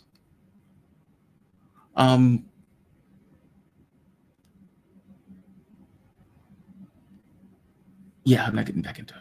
I'm going to have a conversation in general. All right. I'm going to say like, don't do a debate. I mean, honestly, the debate may actually be interesting. Maybe interesting. I don't typically like debates because it's point scoring. Oftentimes, it doesn't really get you to the truth. Dimitri is damn solid. He's more than solid, which is why I reacted so poorly. Or I should say aggressively. My response was fine. Well, that's another person who attacked the guest. That's another person who attacked the guest. Faye, I reached out to him. I did reach out. Spark is about respect. Yes, it's about respect. I wouldn't have anybody attack Daniel. I don't want Daniel attacking anybody else. It's just a rule.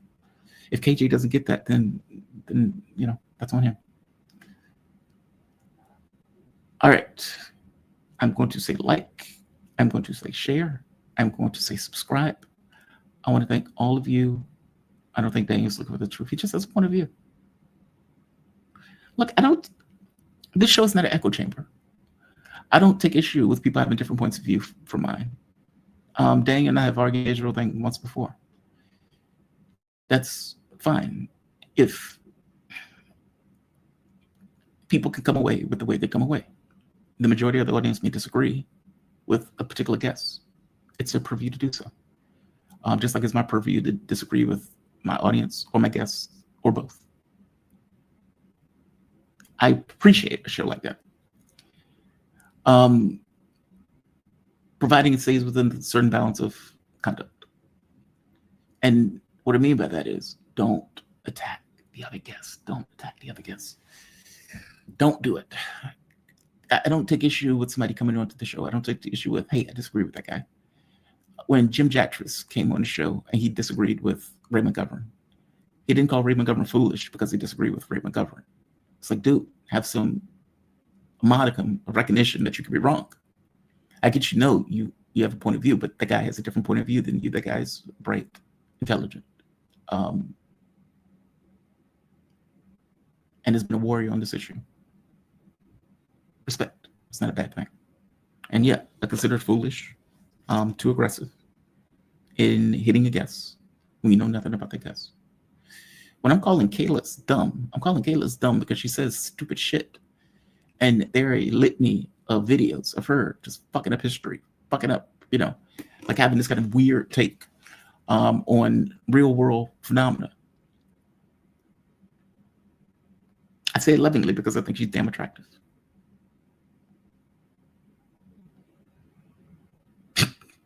God, she's dumb as a box of rocks. Nobody on this show fits that bill.